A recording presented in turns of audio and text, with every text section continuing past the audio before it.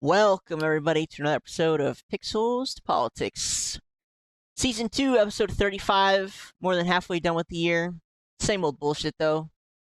More EU spy policies getting enacted. Love that for them. Canada. We're going to talk about Canada today. Canada's introduced a very interesting new law, or a part of Canada that'll probably spread. Mm. Some fun social activity here in the U.S. And yeah, well, we won't skip out on the UK, of course. We got a little bit of Trump stuff, but yeah, we'll get started. Where would you like to begin? Which region of the world would you like to start? I think we need to talk about the ice wall in Antarctica. Ah, yes. I heard somebody got arrested recently for landing in Antarctica. What? Let me see. And they were Let me arrested. see. They had a goal to land a plane on all 7 continents for charity. They made it to the last one, and they were detained for like a couple weeks, and I believe they were just released. What? See, and this is why people don't believe the narrative anymore. There's 100%. Yeah, look at this video. Look at this video. Just get a boat and go to Antarctica. These guys tried that and were immediately intercepted by the Navy. Getting anywhere near Antarctica without government permission is impossible. Yeah, I doubt it's gonna Isn't that weird, right? That's kind of weird, right? So it's weird and not weird, and here's why. They say it's not militarized. Antarctica is extremely militarized. They run all kinds of experiments there. It's the closest point of contact between Earth's surface and space. So there's a lot of space-based activity that goes there. So there's a neutron detector that they have there. They don't talk. Yeah. It's not really talked about all that much. I know that for sure.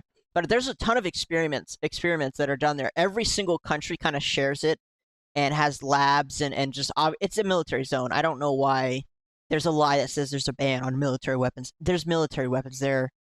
There's military experiments. But it is the closest point of contact, the least amount of distance between space and Earth. So, like, the idea that it wouldn't be utilized by all the governments it's insane.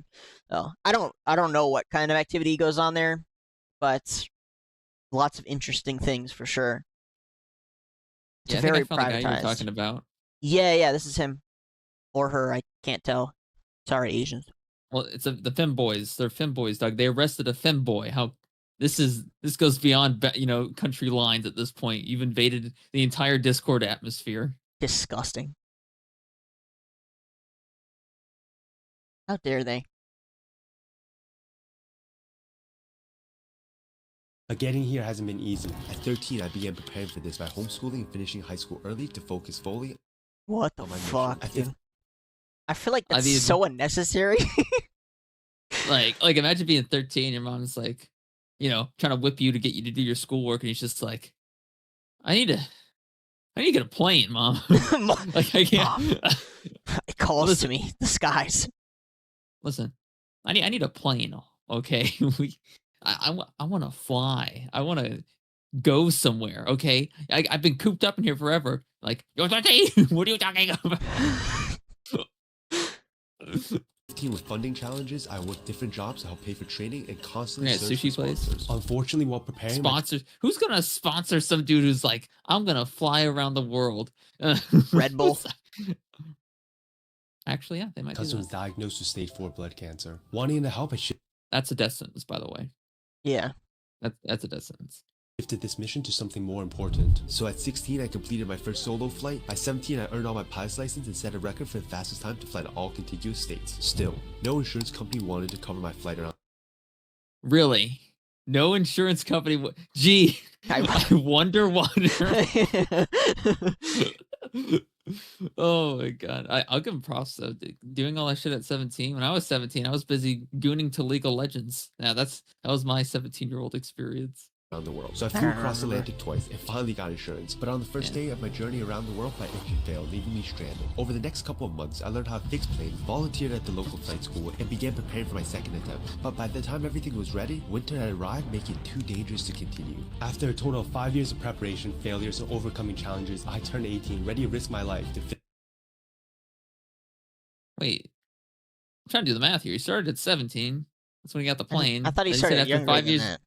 Yeah, he said 13. He wanted a plane. Right, And then he said, 15 like, something 17. So now Then 5 years later. 5 years later, at the age of 18, I don't think the math adds up there.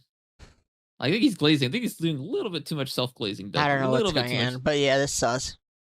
finish Yeah, a little too much I've self-glazing. taken off again, and I've now crossed the Atlantic, flown over Europe, and I'm about to reach my third continent, Africa. But the journey is far from over. In the next 120 days, I'll be flying 40,000 more miles, visiting 50 countries and landing at all 7 continents in this 50-year-old plane. Along the way, I've faced extreme weather, mechanical challenges, vast oceans, and isolation, all while stopping at hospitals, meeting with patients, and raising awareness and funds to fight against cancer. But I can't do this alone. So follow along and share this mission, as together we can save lives and create history.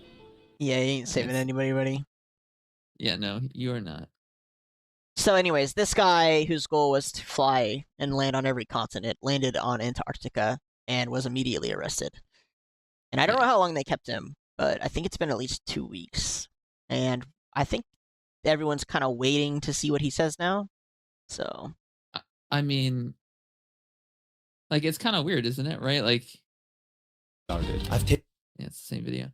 Yeah, I mean, it's like he just landed there, right? Like, it's like supposedly there's nothing there, right? It's just a fucking there's military. cold There's wasteland. military and research bases there for sure.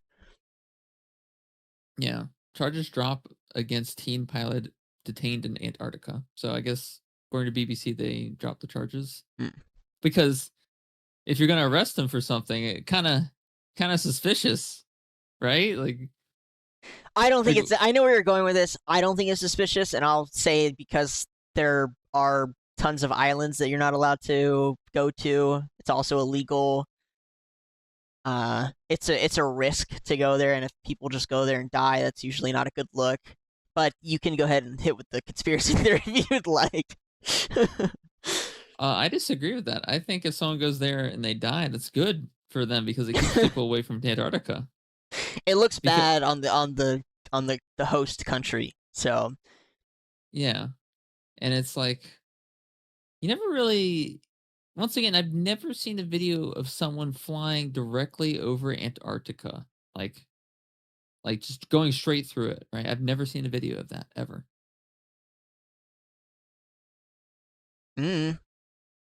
Like, isn't that kind of weird? not if there's military bases and they don't want people to see over them. But once again, the And military research bases centers. could be the military bases could be a cover up for an ice wall potentially, a firmament, one might say. It could be. Could be. But the thing is, we don't have the proof because there's no video of anyone flying over it like that. And it makes me wonder. And also, there was a report from a pilot in 1946, I think it was, or 48, where he was a captain. He decided to fly over to Antarctica, and when he flew over there, he said that there was a bunch of greenery, like there was a bunch of forests and vast plains once he got past a certain amount of ice. So I don't know. Once again, we don't have enough proof to really confirm or deny anything, but it's just something to look out for. In the future. Yeah, 100%. I don't know how we got here. How did this conversation start? You brought up Antarctica for some reason. Yeah, I mean, it started from a conspiracy. And yes, I saw this one recently. We can just jump in with Japan. But we're going to talk about migrants. A lot of our recent activity has been talking about migrants. To be honest, I don't understand why this is in any way like the simplest of problems. How do I explain this? This is retarded. I'll just say that. I feel like closed borders and mass migration, unvetted mass migration, is some of the most simplest problems that shouldn't exist. It's literally like somebody lit their fire in their own home. I don't understand it at all. I don't get it. And yet somehow it's still a problem. People are the fact that I personally know so many people who actually think open borders is a good idea makes my skin crawl and my insides kind of cringe. I don't know. Like, I don't know how to explain it. Do you know what I'm talking about? Makes me want to crawl in a hole and never come out because I think humanity might be a little too stupid for me to deal with. The worst part about it is that you can't really convince them otherwise. I right? know. Yeah. You can't. It's not like No. like there's a saying that 50 truths can or one truth can bring a intelligent man to his knees, but 50 truths can't bring an idiot above a pedestal. Damn. Wait, say that line again. I forget it now, Doug. Yeah, Fuck. I mean it's recorded, so It's we'll be able to go recorded. back. It's and fine. listen We'll to go it. back. Wait, I think I remember it now. Yeah. One truth can't bring an intelligent man to his knees, but 50 truths can't bring an idiot above his pedestal. I like that. I like that a lot. Normally I'd be fine with general pop being stupid. I think it's fine.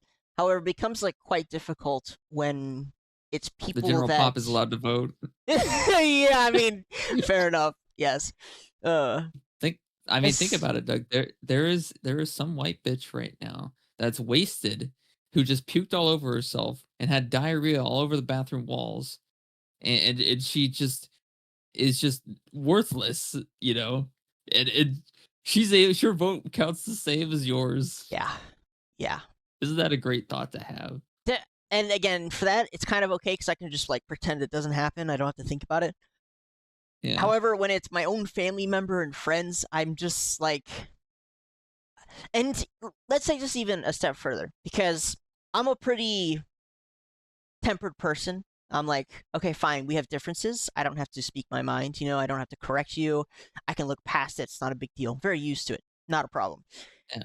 However, when they have to bring it up all the time and it's a problem for them, then I'm just like, what the fuck, man? Like, why are we wasting years of our lives where we can't bond or have a proper relationship because you're fucking so delusional, Just like, fuck. Yeah. Anyways, Yeah. Sorry. Open borders. That's why this issue particularly bugs me. Otherwise, I probably wouldn't talk about it all that much. We have Japan. We have a video here of, and it's kind of starting to pick up in Japan, viral incidents of Muslims and Pakistani people just attacking. I don't know what else to call it. Harassing, attacking. I know what to call it. Being Content. awful. Content. Yes, great.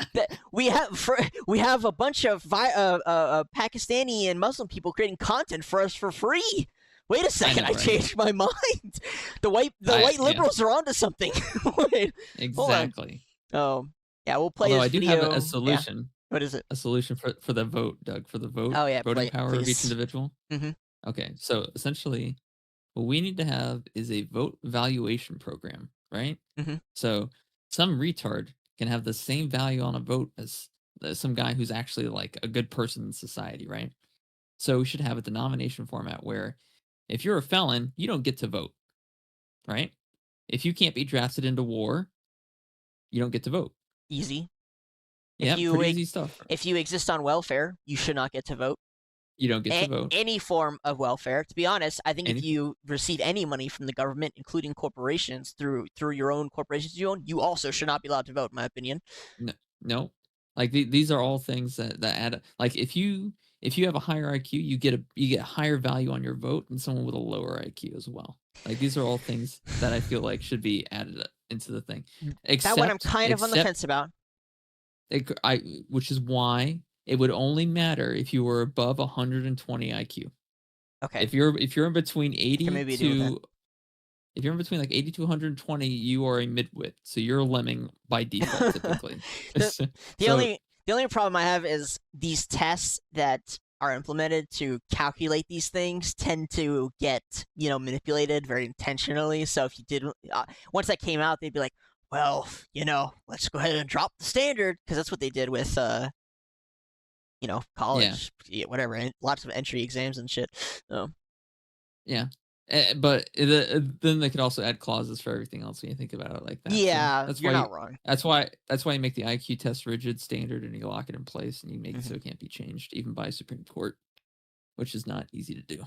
The UK wants to drop the voting age to like 16 or some shit. It doesn't matter. The UK doesn't exist. You talk. It's like your house is on fire and you're talking about what furniture you're gonna place in the living room next week. Like, buddy, I don't think you get it. It's like, oh yeah, quite. Oh, what do you think we should do about the Lannister in the living room, Maribel?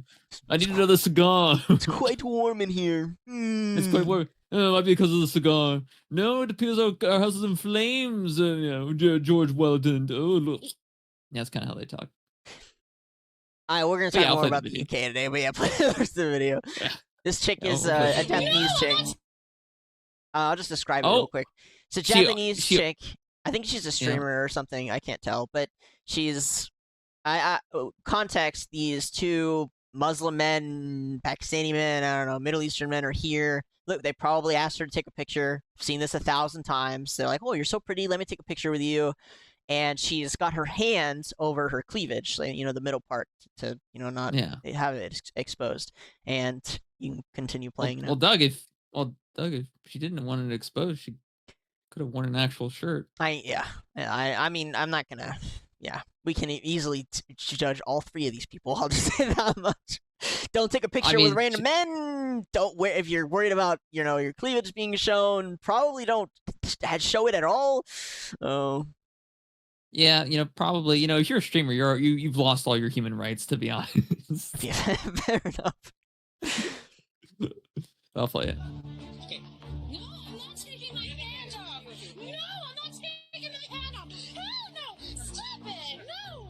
No! I am taking my hand on! Guys! I can keep my damn hands on during a photo! No! Yeah, so they're if you're not watching, they're like pulling at her hands and grabbing at her, and to be honest, it's so weird. This isn't even the first video I've seen like this week. Saw another video where pretty much the same situation. They were grabbing and I don't think they're Pakistani. They look a little bit more Indian to me. That's what I thought too. I agree with you. I thought the same thing. They do look a little more Pakistanis usually have like a different facial structure. This looks more like Indians. Indians are kind of like cowardly. They'll try to grab at you and stuff. But if you just like vocally say "leave me alone," they'll kind of just like scurry away like roaches. They really aren't that aggressive. I feel like Pakistanis would actually probably be a little bit more aggressive for sure. Probably. Yeah. But yeah, my perspective. There's more than one incident. This week. What's this? Oh, look at this one, Doug. There's a brawl in the cinema, Doug. There's a brawl in the movie theater. Boy. It is happening. Look, let's take a look. I want to see this because I like watching the fights. Oh. It's like a Playboy Cardi concert. What's going on? Oh, shit. In the hood. Oh. I don't know what's going on here. This is great. I don't know what this is. This is better than the chicken jockey shit. Oh, my God. A solid right hook. Everyone's filming. This is America. This is America right here. Oh, so sad. You can tell that none of the hair you see here is real whatsoever. This is great. This is exactly what I wanted to see today.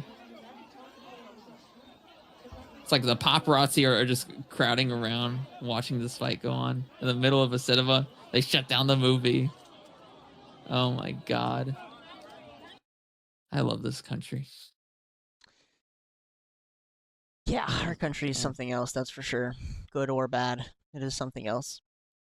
But yeah, so that happened in Japan. There's also a video of some dude, I thought it was in Japan, but I might be wrong, where he's like taking a shit on the subway, and they just started jumping him, which I thought was funny. Yeah, I mean that's pretty common. It's pretty common nowadays, isn't it? Let me type in Japan. Maybe there's more events happening in Japan than we're aware of currently. Let me take a look. Japan immigrants. Let's take a look. Oh, Oh, what's this? This is 16-hour. Pakistani immigrants are demanding that Japan change its culture to fit Islam. My children are Muslim. I don't let them celebrate Japanese festivals. Instead, they take the day off from school. There's no Islam in Japan. Japan needs to be more multicultural. I don't know who's more Jewish at this point, the Muslims or the Jews. I can't tell. Oh my God. Let's listen to this.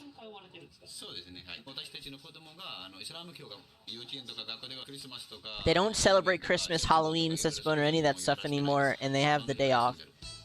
Hot new lecture. There is no Islam left at all now. I want this, I want this, I want this, I want a new Mac. I won't do it at all. This is like a program where they talk to immigrants in Japan. Yeah. You sure you had to go, Ira? Or do. Or do go. Yeah, well, Gachi Pakistan. God, like, how do you manage to Japanize everything that you guys talk about without... Like, oh, wait, there's a bunch of immigrants in the country. Let's do a fucking game show with the Pakistanis. Everything's a game show. I love it. Gachi Pakistan. Like, but that dude, stop. This is a serious issue. You guys don't even care. Oh my God. Japan is 98% Japanese, and the cracks are already beginning to show. In Japan, a Pakistani immigrant is arrested for residence fraud after he submitted a false address to the authorities. Honestly, this guy's probably a NEET, so I think he's on our side, to be honest. Oh, yeah. So I don't blame him for that. Yeah, he's probably a NEET. If he's doing residence fraud, and that's the only way that they caught him, and he didn't do any other crimes, he's a NEET. This dude 100% just stays at home and just plays games all day. Fair enough. So I'll give him that. Japanese patriots recently. Oh, this is 2024. I want recent shit. I want to see something from, like, to be of all the countries, Japan is the least newsworthy when it comes to immigrants. It's very small, and it's very few events. And even just after like 3 events, they're already kind of losing it, to be honest. Yeah, like people keep forgetting. People have the memory of a goldfish when it comes to history. Yeah. You don't know what they did at Unit 741 or whatever. You don't know, like they took a Chinese child, like less than 13 years old, and they were like, let's deprive her of everything in her body to find out what the human body is made out of. And they took all the water out of her body slowly. Some of the craziest shit. They were just like, they're Chinese, they're not even human. Like, Japan likes to talk a lot about them getting nuked, but nah, they're y'all did some pretty. At your guys' peak, y'all were some evil motherfuckers, dude. Y'all are some evil. I find it so interesting across each of the different cultures how most of them feel like their race or ethnicity grants them like godhood. Like they literally see other ethnicities as a whole different species, right? Like the Japanese at their peak, they were like, they thought they were God's chosen people and that God was living amongst them. And everyone else was like dogs and cattle and useless and just fodder, which they still think like that, Doug. They do. It's a lot more subtle now though. But that's also, I think now that's literally the state of Israel. I know. They're all, that's my point, is like that ideology is not unique to any one country. Except kind of America. America is probably the only chance we have at spreading free speech to the rest of the world. At the moment, yeah. However, I don't think certain countries should adopt freedom, to be honest. I think certain countries work better without it. Like Japan, for example. If you allow for freedom, you got a bunch of Pakistanis in the fucking streets. So maybe freedom isn't the best option for you guys. I think maybe you need to stay away from freedom. I would argue globalism is not freedom.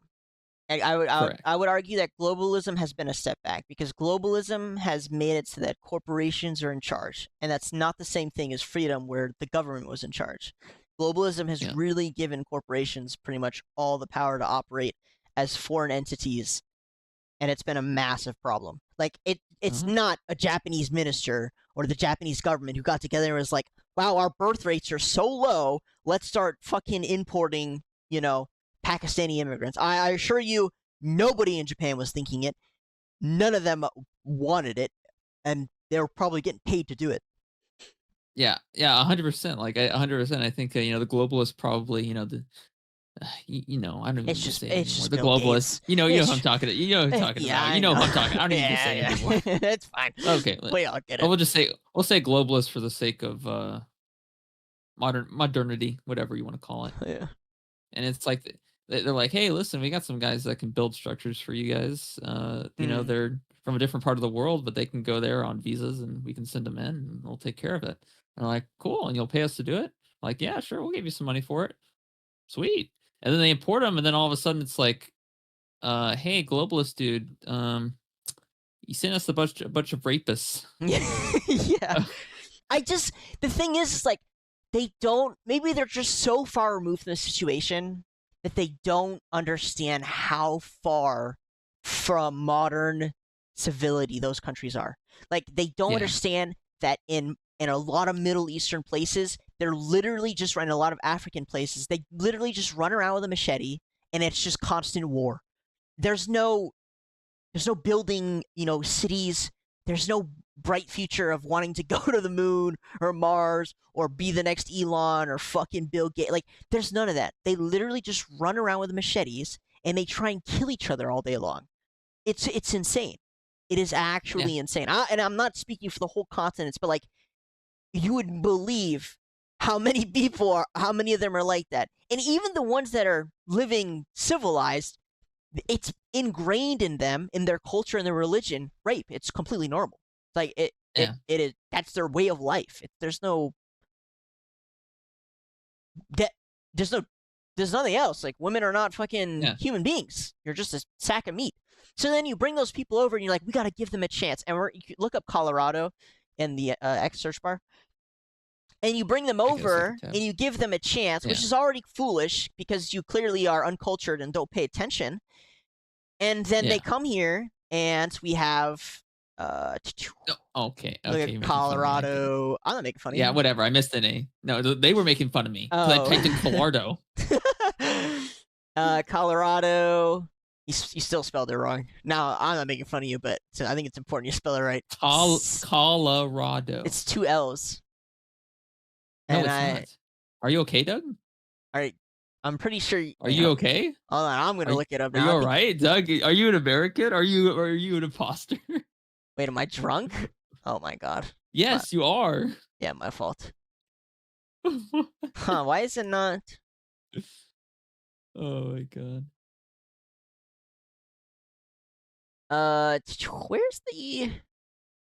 Where's the Somali immigrant who got out off recently after trying to kidnap a child? Doug, I know So this is gonna sound kind of dystopic, but which one? fair enough.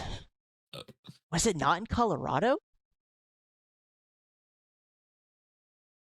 The surge of Colombian mercenary. No, that's not it. Doug, I'm not sure. Do you want to just type in Somali? Why, dude? Why can I not find it? It's fucking all over the place today. Yeah. Was it? Yeah, I'm not seeing a whole lot. we did a story on it a couple weeks ago. He tried to kidnap a child. Where the hell is he?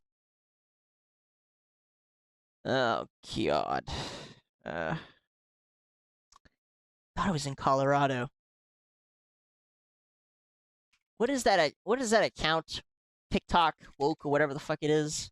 The one that exposes it. What started as exposing all the Lives of TikToks. yeah Lives of TikTok or something. lives of TikTok. They did a video. They did a feature on it, so I should be able to find it through them.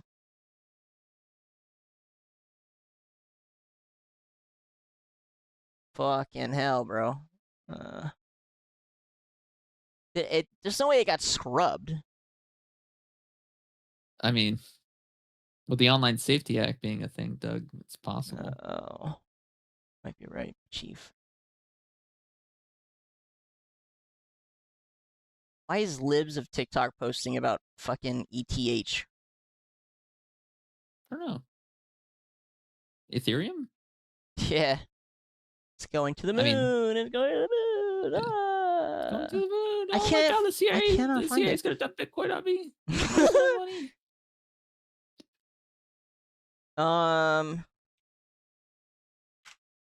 Wow. Come here, girl. I'm getting so annoyed that I can't find it.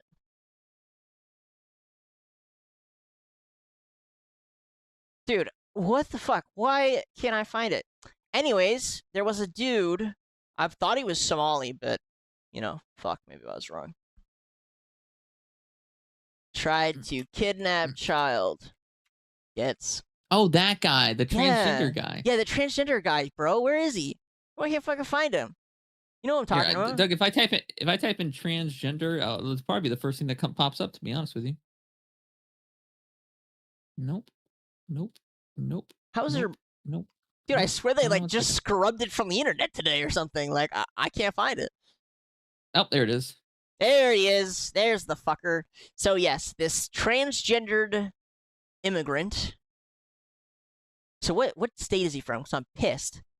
Yeah, Aurora, Colorado. Yeah, I mean, if you can't see the image on the screen right now, this dude looks like a fucking horror villain, horror monster, like from a horror movie. He's terrifying. He looks like the guy from Scary Movie 2, the black dude. That if he was a zombie. Dude, yes. He looks like the demon who haunts you at night when you're asleep.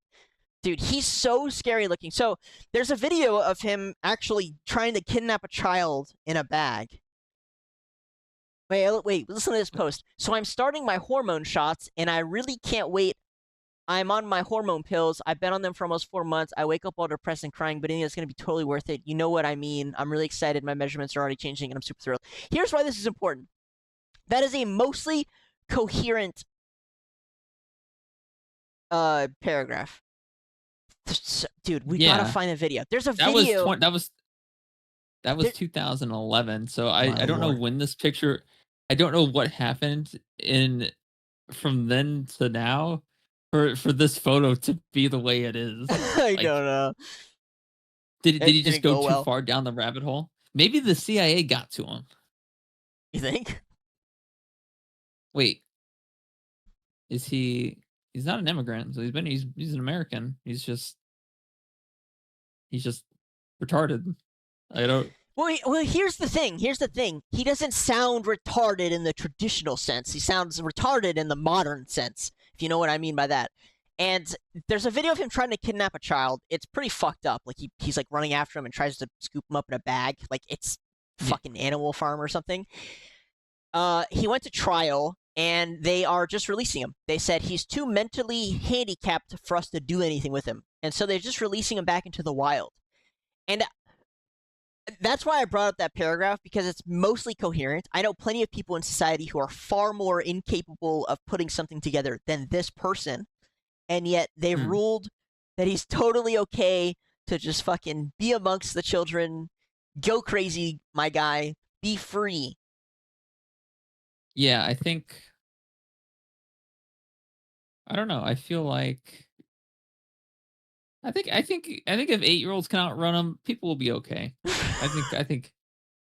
Do you know what I think know when I see these things? Yeah. I just go, from now on, I mean, I see these things all the time, specifically in Colorado and Minnesota or Minneapolis, but I immediately think, okay, it's not my state, and I'm allowed to have a gun in my state. Like those are my two thoughts immediately. Is not in my state, I can own a gun. Cool. Thumbs up, chief. Just fantastic.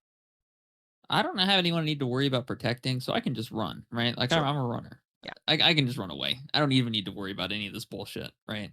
Doesn't matter how fast you think you are. Probably not faster than me, more than likely. Maybe unless you're like an athlete and you actually do run and you have longer legs than me, then I'd be probably fucked. But otherwise, it'd be probably okay. But yeah, this guy tries to capture these kids. The kids are faster than him or her. I don't know what to think anymore. But I think if there is some redneck living in one of these houses here in the suburb, right? Because that's what it's in. It's in a suburb. This dude's literally chasing kids in like a field. Like I feel like if a redneck dude came outside of his house with a cup of Joe in his hand and saw this guy chasing kids. It was this black looking dude chasing kids. There's a bunch of white kids in the middle of a field. He probably would have had a heart attack before he would have been able to go for the gun. True. You're not wrong. But back to the earlier point. The earlier point is like, somebody thought this was a good idea. Bringing these types of people here was a good idea.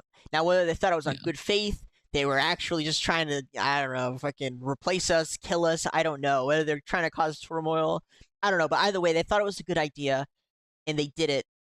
And this just does not fly in Japan. I'll just say that much. It just doesn't fly. It doesn't matter what their false government tells their people. It just doesn't work. Japanese aren't for it, bro. They're they're already very xenophobic. You can't just start airdropping immigrants on them like it's, you know, a bioweapon. Sorry. I mean, to be fair, Doug, to be fair, if they don't get arrested, the Yakuza will kill them. Mm. You see, Yakuza have a lot of pride. You know, you can say that's a bad thing or a good thing, you know, one way or the other. But the Yakuza would just find you in the street. That they don't even need a gun. They got fucking katanas. Yeah, They got an old dude in the steam shop, you know, fucking sweaty as hell with a fucking hammer, and he's like, "You need katana? I got you." And he'll just give you a fucking katana, right? Like they know a guy. You know what I mean? Like like it's not like America. People don't care enough to kill you in America because there's no sense of identity. There's no cultural identity in America. People are just fucking morons. That's what America is, a collection of morons pretending like they know something. Yeah. But in Japan, there's actually like a culture and like an identity, an ethnocentric identity. And if you start invading on that, they will just kill you. The Yakuza will just kill you. Except if you're Johnny Somali for some reason. Because you're an influencer. I think being an influencer is probably what saved them from being killed by the Yakuza. Could be. Because if they killed him, it would have made Japan look bad. So they were just like, listen, we'll let you go, but you have to apologize. And he apologized, and he did the same shit again. So that didn't really work out. Fuck that guy, dude. Maybe, Fuck that guy. Maybe the Yakuza will learn after that mishap. Yeah. So we're gonna jump over to there's a really big one I want to talk about. I don't know if we should start there, but last week we watched Kurt Kaz in Romania, or was it the week before? I think it was the week before. Where he was in Italy. Kurt Kaz? Kurt Kaz. Oh, the Italy guy. The anti-pickpocketing video we watched. Yeah. Or we talked about it a little bit. Yeah, here he is. So he recently went to Germany. And I just want to give context again for this guy, where I've been following him for over 5 years, and just for his life. Basically, he was depressed. I think he was living in America or South Africa at the time. He hated his life. He was, you know, contemplating suicide. Like, he's fucking done. And he was like, fuck it. I just want to go out and see the world, and I'm just going to throw myself out there. And so he, you know, he took the last of his dollars. He fucking booked a flight to South America. I can't remember which country, you know, Colombia or some shit. And just probably the one that doesn't kill him. No, he went to the place that he thought was going to kill him because he was, you know, so fucked up. He was dead. Yeah, so I think it was Brazil or, you know, Colombia or some shit, but he went to, you know, the hood, for lack of a better word, because the hood there is a lot different than the hoods here in America. But he went there and he, you know, recorded himself, and to his surprise, he wasn't murdered, and like the people were welcoming, and he was like, this is pretty cool. He asked his buddy for some money, and he made this his career, where he travels the world, not to the nice places. He's been to some of them, but most of the time it's the shittiest places.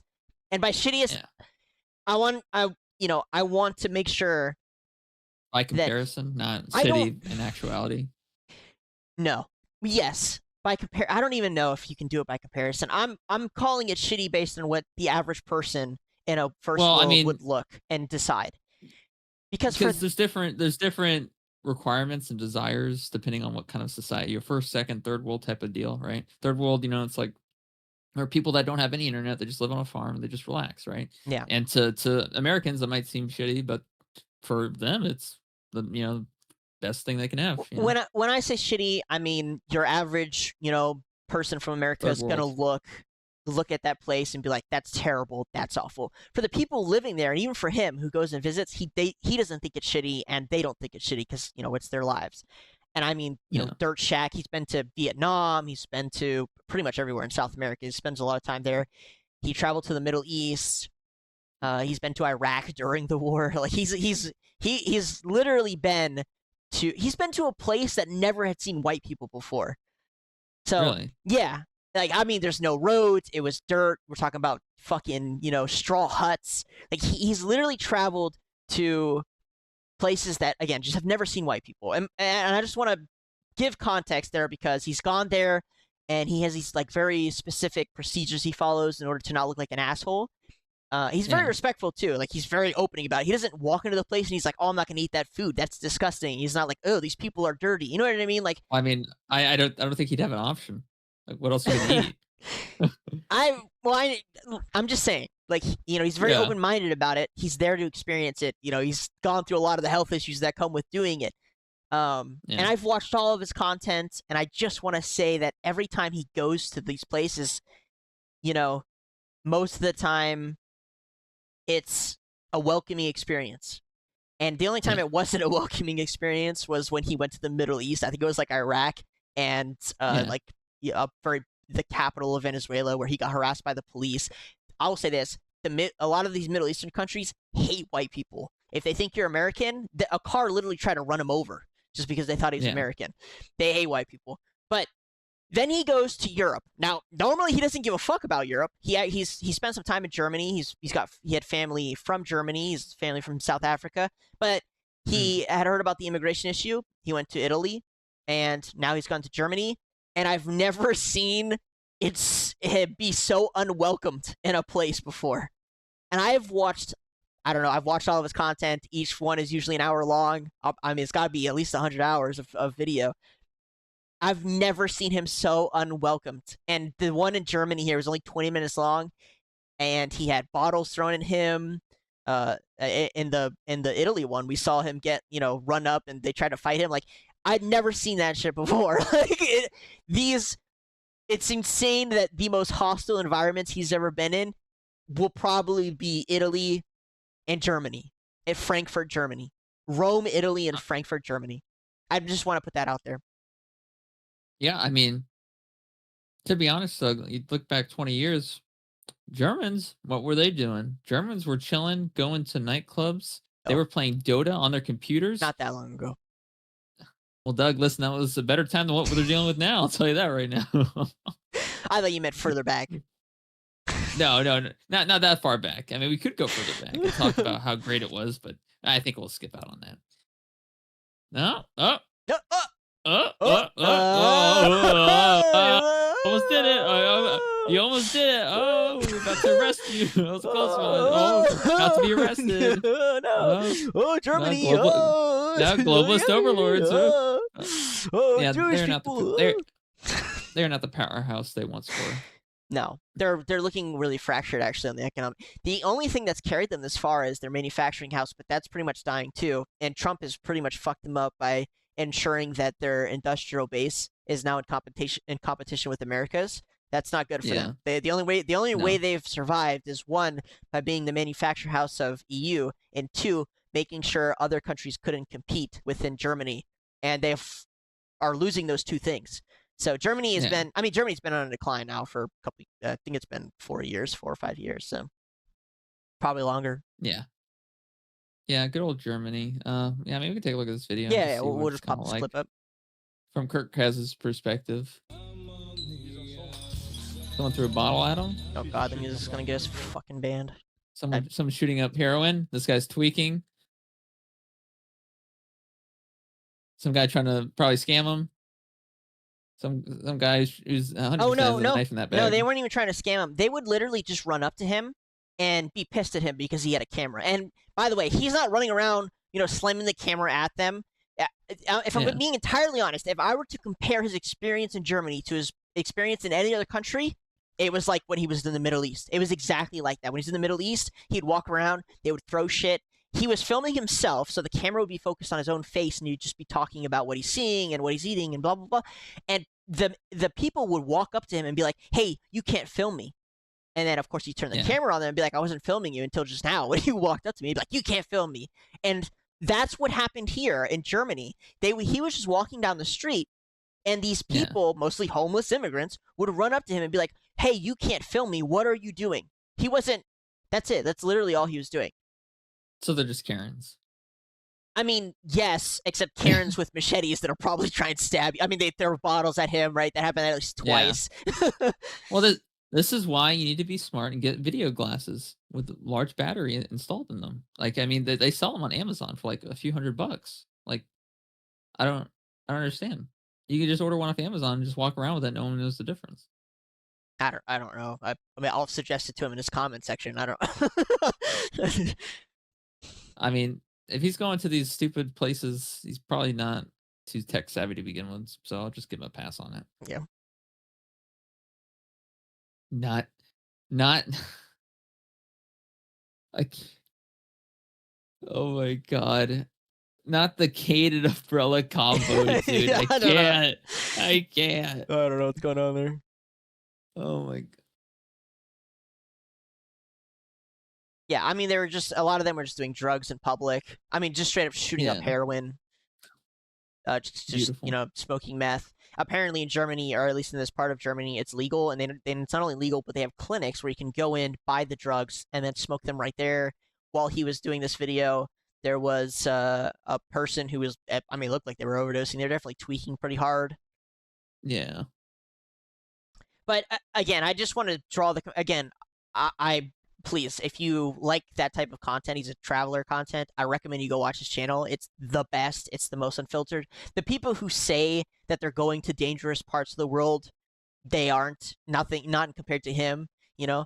Yeah. And he's very real about it. It's pretty funny. He's very like manly. You know, like he runs around and he like you know. He gets the girls to flirt with him and has a good time, if you know what I'm saying. Yeah. But I think for his season finale, he should go to Gaza. I was hoping he'd go there. He went to Iraq during like some of the early bombings, and I was like, shit, dude, that's crazy. Brave man. Australia is about to declare a Palestinian state. You know, government wise. France too, right? Yeah. I believe France has already done it. France has already done Oh, it. okay. France, the UK, Australia. They killed a journalist from Al Jazeera.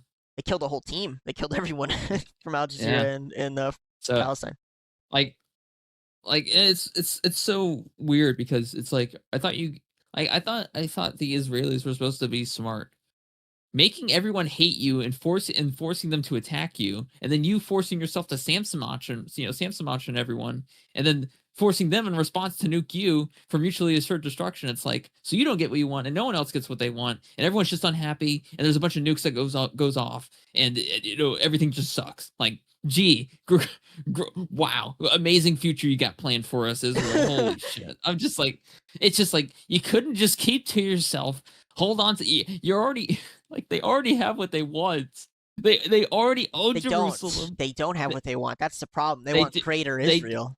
Well, a faction of them wants greater Israel. That's always been the plan. And it's Doug, it's like, you already have. You don't have they to have pay enough. for. Yes, they have enough. They like. It's like, you need the Gaza Strip? Do you really? You can't just move the Ben Gurion Canal a little bit more to the left? Like, I don't know. It's kind of weird. It's really easy to pick on the Jews, and it comes off as I'm defending them. But I have no sympathy for the Palestinians either, if I'm being entirely. I always have sympathy for innocent women and children.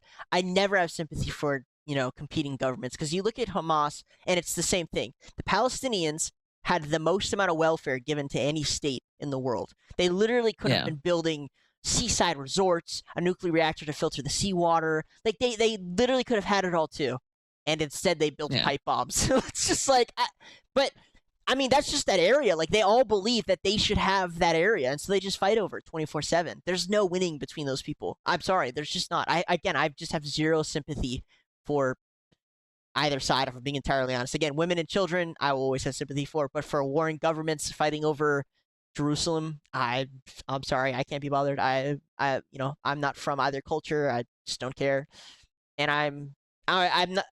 Israel just happens to be the stronger opponent by far, and are willing to risk it all. Is what it is. Israel is the culmination of all the conspiracy theories people have been trying to present to people for the past few decades, right? And now the world is finally woken up. I'm not going to miss out on this opportunity to join the libtards and saying free Palestine, right? I'm not going to miss this opportunity, Doug. Because now I'm on the libtard side for once. Once we have the same goal in mind, which is stop Israel, right? Right? I guess. So you have the libtards, which are just like, yeah, free Palestine, save the innocent women and children, and I'm just over here. I'm over here like fucking Bitcoin eyes, like, stop Israel. Yeah. Like, I'm pretty indifferent. I can't be bothered. To me, it's like arguing about who should be CEO of Riot Games. I don't care. I don't give a fuck. I just play the game. really. Yeah. So But you yeah. wouldn't care if Caitlyn Jenner became the CEO of Riot Games. It's not okay. Let me rephrase. It's not that I don't care. It's the fact that it's irrelevant. You know. Here's what I mean You're by right. that. The game will suck regardless. Of Right. who's the CEO. Exactly. There will always be a system that works against somebody somehow, some way. And for reference, I have a friend who kept thinking that when a new president was in office, they would stop, working with Israel. And I literally told him, I was like, no matter who's in office, U.S. will always back Israel. I've said it a few times to you and on the show. The U.S. will always back Israel. They always will. Maybe sometime in the future, now that the sentiment is growing, that'll change. But like for at least this presidency, it'll always back Israel. There's not, and the difference is like they think that because morality is in question, that'll make the difference. Morality never has made the difference. It's never. Nobody's ever looked at the situation and been like, well, what's the moral right thing to do? Never. I cannot think of any time in history when that was a policy. Never. Sorry, I just can't. It's never happened. Yeah. So, and again, when I say it's irrelevant, I mean it's irrelevant to me because the information is unactionable. I can't do anything with it. It doesn't matter if Palestine wins or Israel wins. I can't do anything, and I have no influence. It doesn't matter who I vote for. It doesn't matter if I stand down the street, free Palestine. It doesn't matter if I talk here on the show, free Palestine, or even if I say I wanted the Jews to win, or if I say I wanted them out of America. It's irrelevant. It's completely irrelevant. So, what are my options? Well, I can bitch about it like a fucking child, who's upset they took the cookie jar away, or I can just accept it and move on. So I choose to accept it and move on. Jews are in charge. Well, what can I do? Well, I can fucking play in my history, my ancestry, and be like, I'm a Jew too. Give me money. Fuck it. I mean, Trump's not even ethnically Jewish, but they made him a Jew because I know. he has a bunch of money. He's always been a Jew. Always. Yeah. And I've been surprised that people didn't realize that because during his first presidency, so there was a war before this in which Israel took a bunch of land from Syria or Hezbollah or Lebanon. I don't remember. It's called the Golan Heights. They took it illegally. Yeah. They occupy it still to this day. It's occupied by them. Yeah. And Trump was the first president or first world leader to recognize it as Israel territory. He was the first one. Yeah. He's always been a Jew lover. He's always been for Israel. He's been one of the most pro-Israeli presidents we've ever had. Yeah. So I wasn't surprised, and I haven't been surprised. I had a little bit of hope at one point, but it's kind of like I just want to vote for the most suicidal candidate that's running for president. MTG, if she runs. She's pretty crazy. Have you seen what she's been writing recently? 422 votes to 6 in the U.S. House of Representatives in a vote to cut Israeli funding. Yeah. Oh, yeah. She's the most suicidal for sure. Doug. Thomas Macy. Thomas Macy's the other one I'd say, but I don't know. That guy. All right. Okay. Thomas Macy's we can have Thomas Macy as the primary candidate, but MTG could be vice president, I guess, or something. Okay. Gotcha. Because it's no offense, but women don't make good presidents. Well, how would you know? How do you know? Well, there's a reason we haven't had one, and the country's still standing. So I'd say. Oh, okay. You look at Mexico and what's happening with Mexico's Jewish president, who's a woman. Is it because I don't really know, or is it because she's a female? Or why not? Why can't it be both? I don't know. Why can't it be both? True. That's once again, you want a dominant figure. Men exude dominance. I don't care who it is. It can never be Hillary Clinton. Hillary Clinton has had her eyes on that throne. I think she's like in her early 20s or something. I swear it's like her ultimate goal. I don't care if Satan himself sat upon that throne, as long as it's not Hillary Clinton. Well, Doug, I feel like the only plan we have left now is accelerationism. We have to drive this country into the ground, and the best way to do that is to just vote Democrat. Democrats will destroy the country faster than Republicans will. I'm sorry. Doug, if Hillary Clinton runs, I'm serious. I'm No, voting Hillary. I'm not. Never do. I don't care. I don't care if she's in a wheelchair. She's gonna have a colostomy bag. She's gonna be She's in a an wheelchair. She's evil gonna be woman, dude. talking like with Stephen Hawking. Yeah, she is 100% fucking She's evil. the sole reason that the Democrat Party is where it is. By the way, sole reason. Yeah, and guess what? I want Clinton to win. If she runs, I'll vote for her. Good for you. I don't care how evil she is. I know Trump has done just as worse shit as Hillary has done in his own personal life. You know, it's like, you want to talk about the Epstein files, Doug? We can talk about the Epstein files. You want to talk about the Epstein files? So, I mean, I think it's a fucking nothing burger at this point.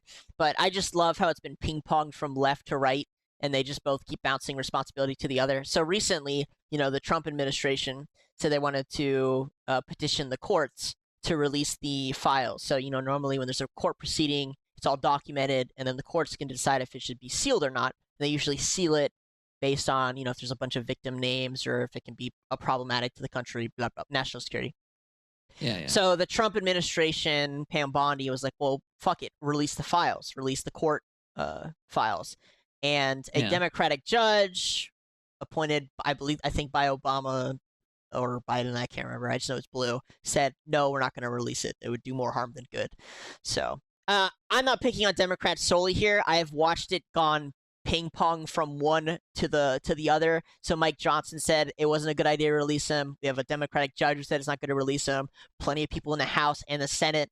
It's literally just been ping pong back and forth. It's the most obvious fucking operation. I don't know what you want to call it. Fucking underground, disgusting pedophile ring involvement situation. Like, it should be a zero question. Release the files.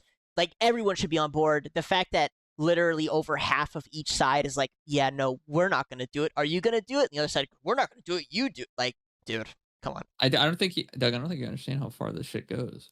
I don't think you understand how deep this goes. This is deeper than the Mariana Trench type of deal. Like, this is like when we talk about the Epstein files, we're talking about the tip of the iceberg. I knew about the Epstein shit long before he got arrested, and I got called crazy by my own family for it. And look who's fucking laughing now, buddy. Hey, look who's that. And I get, even today, if I try to explain it to some of my family, I get told that's not happening. The government wouldn't do that. Do you know what's so weird though? There's so much about it that doesn't make any sense to me. I refuse to believe it's just a sex trafficking ring. I do think that was, probably the core, but there's so much of it that doesn't make any sense. Like, he's met with what's his name, the Saudi crown prince, and it's like, why and how? Like, I don't understand what role this guy really played in terms of government, because I think he actually played a more significant role than people realize. I don't think it was just a blackmailing operation. I think he actually played like a diplomacy role or some shit. Because why is he visiting crown princes of the Middle East? They don't, I mean, if they want to be pedophiles, they don't need to access an underground ring. You know what I mean? They could just do it. It's legal there. Yeah, they could just go to an island. Yeah, so like I don't understand how this guy, and it's, people say he's a tax lawyer and he's really good at his job, but also I've heard that he was actually terrible and he was stupid. And like I'm just like, what is going on? Like, what is this guy's actual role? Because it sounds way more complicated. Or more than just maybe you're right. He is IDF. There's literally a picture of him standing with Ghislaine or someone on a plane, and he literally has a hoodie that says IDF on it. Oh, really? It's so yeah. He literally, there's literally a picture of him. Yeah, I mean, I had it saved somewhere. Let me see. Epstein IDF hoodie. Also, I heard rumor that there was a. Look at this. Yeah, look at this. Oh yeah. Well, I know Ghislaine's father was IDF. Intelligence too. Yeah, look at this. Israeli Defense Force. Look, it even has Hebrew on the bottom. Nice. This is in 2019 too. Well, like literally, are we gonna say he got it from a friend? Ghislaine gave it to him. Ghislaine gave him the hoodie. I would say I'm just saying the easiest link was to that. Yeah, and it's like, yeah, this is. I mean, it's just, and it goes even further than you can understand. So, and I'll produce another conspiracy, Doug, if you'd like to hear it. Another conspiracy, a wonderful conspiracy that's very blatant and in your face. So, only if you want to hear it though, because it is kind of dark. I don't know if it's Oh, yeah, you appropriate. can go ahead. Also, I sent you, there's a team of people who got together and are trying to build a map of all the links to Epstein and where the power lies. Doug, they don't even need to go through all this. There's no point in going through all this. Well, There's no point. I haven't seen it, so I thought it'd be cool if we could, I don't know, maybe there's something new here. I mean, we can look at it. Yeah. Oh, gee, the Epstein Manhattan townhouse is related to Epstein. Holy shit! Well, we're really onto something here, Doug. Yo, oh my god. The New Mexico Ranch is on there. Bill The Little St. James Clinton, Island. Oh my Harvey god. Doug, Weinstein. the Epstein Island is related to Epstein. Oh my god. Well, Holy shit. I'm looking more at the names of the people. Yeah, Doug. Yeah, Stephen Hawking. No shit. Like, once again, Doug, we could go on and on all day about all the connections this dude has, but the reality of it is he's still alive. He's still alive somewhere, fucking around. No one gives a shit. And Ghislaine took the hit for him, pretty much. Yeah, Prince Andrew. Once again, this is all like surface level stuff. Victoria's Secret, which is related to L. Brand. Leslie Wexner, which is related to Jeffrey Epstein. Yeah, like this is all stuff people already know. There's nothing new in this document. Unlucky. Do you know the conspiracy about the Hillary Clinton video Yeah. of her cutting off a child's face? Yeah. All right. So let me. And so they called the video frazzled.rip, and there was a claim that the detectives who watched it were puking after watching the video. Right. Mhm. A little bit softies, right? All it was is a kid getting their face cut off. A little bit weak. Me personally, I would not be puking. Me that'd be another Tuesday. But you do, you detectives. But anyways, that was the claim, the allegation, right? And when you cut off someone's face, clearly there's no skin. It's all red, right? It's just red with a couple of eyes, right? And there's a video of the Mexican cartel doing something similar where they flayed off a person's face, and if you want, you can probably find it somewhere on the internet still. And their face is pretty much just entirely red, and they're just in shock from all the pain because of how painful it is. But there is a movie that Tom Hanks did called Cast Away, and you know the volleyball? Yeah. Yeah, we've talked about this before. Yeah. Look at the volleyball. Yeah. That's what this is referencing. Probably. That's what it's referencing. And Ellen DeGeneres on her show wore the same shirt, had Tom Hanks on there. Like, that's how deep this goes. And the weirdest part about it is, why are people selling a bunch of fucking volleyballs? Money. Money? Doug, this is just so weird to me, Doug. Like, because when you see what he does in the movie to make it, he smears it, with blood onto the fucking volleyball and makes a face with it, right? Yeah. And this is supposed to symbolize the act that they did, because they're all Satanists, Doug. They're all Satanists. They're all vampires and Satanists and yada yada yada, right? And it's like they do it in people's faces, and people don't even realize it. People don't even realize it. And if you call them out, people are so programmed and inside the fucking matrix that they'll just attack you for it. Like, dude. In the normie's defense, it seems like its tendrils are fucking widespread. Like it's kind of, it's like you can very easily link every actor and actress to this shit. Very easily. Like easily, pretty much every mainstream actor and actress just easily link it to this. You can easily link every mainstream media figure, talk show hosts, like all of them, just fucking right back to it. So I think for them, you're basically telling them their whole world is a lie. And even I was pretty in touch with it. I'm just like, damn, that's a pretty fucking, big web.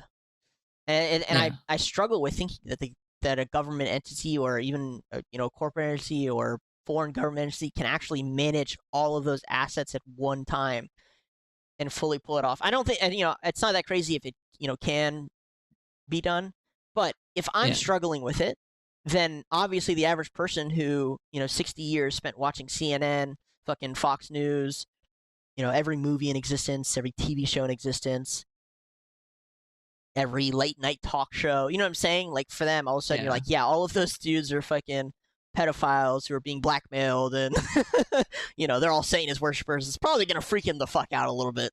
Yeah. But you're not wrong in that there's all these signs all the time that they're just flaunting in your face. And I'm sitting there. I saw one recently. There's a compilation of, all the times actors and actresses talk about pizza, and yeah. I fucking hate to say it out loud, but, if you don't know, pizza usually referring to young children. Yeah. And it's like, I'm like, okay, I guess maybe, but like, really? And they're just sitting there. It was Adam Sandler and Jennifer Aniston and a talk show host, and they're just joking about all the, quote, pizza parties they have. And it's just weird the way they talk about it, dude. Like, it's just like, why are they all talking about it like that? You could probably look it up. Just play a clip real quick. We'll get demonetized, but fuck it. We ain't making any money right now anyway. Fuck it. Wait, why would we get demonetized? Why would we get demonetized for this? Or playing it. It's an SNL clip. It's a YouTube clip. This movie, Both of those things are true. It's Ellen DeGeneres clip. Yes. And this is Murder Mystery. Murder Mystery, yes. It is it's a beautiful setting, and it's a. I will This is add recent once too. Again. No, this is 6 years ago. No, well, I'm just being, that's kind of recent in terms of Adam Sandler times. But you're trying to guess who did it the whole time. Yes. And the movies, it's basically. Adam Sandler's Jewish. Basically, yes, he is. Yes. We've been married 15 and years. George Clooney holds a close heart with politicians. So, works at a hair salon, and she's a little upset. It's our anniversary, and I've never taken her on this honeymoon. blah blah blah. They talk about pizza and how great they compete with their pizza parties. I want to hear him explain the movie, Doug. This is important stuff. Yeah. He plays a very wealthy guy, and he invites us on his yacht. He's talking about the Murder Mystery movie, which is, to be honest, is a funny movie. I enjoyed it. Oh yeah, it's great. I love watching pedophiles pretend to be people they're not. Yeah, it's very funny. The characters are hilarious. Yes, everybody, really and it's really And the fun. settings are. We were. Can you skip through this? The less we show, Also, the better. Doug, do you see this background right here? Yeah. What do you think that looks like? It's like an organ. Is it supposed to look like Epstein Island or something? Ellen DeGeneres is also an evil woman, by the way. Yep. So look at this. You got the palm trees, and you got the temple with the blue stripes and the white stripes. And let's look at the background here. Let's go back a little bit. What do we see? Why? Oh, I see. Palm trees. Yeah. Yeah, palm trees right there. And then over, if you pan over to the right. Oh, the blue and white stripes. Yeah, the blue and white stripes. They laugh in your face. Yeah. Portofino and Lake Como. And so that's where Clooney lives. George Clooney lives. Yes. And Jen and George are friends. So you went to George's house? Yes, of course. And he was him and his wife and all these nice people were there. I'm gonna go a little bit further, Doug. I'm gonna go a little bit further. Go further. I'm gonna go a little bit further here, and I'm gonna take a shot in the dark. You see those flowers? Yeah.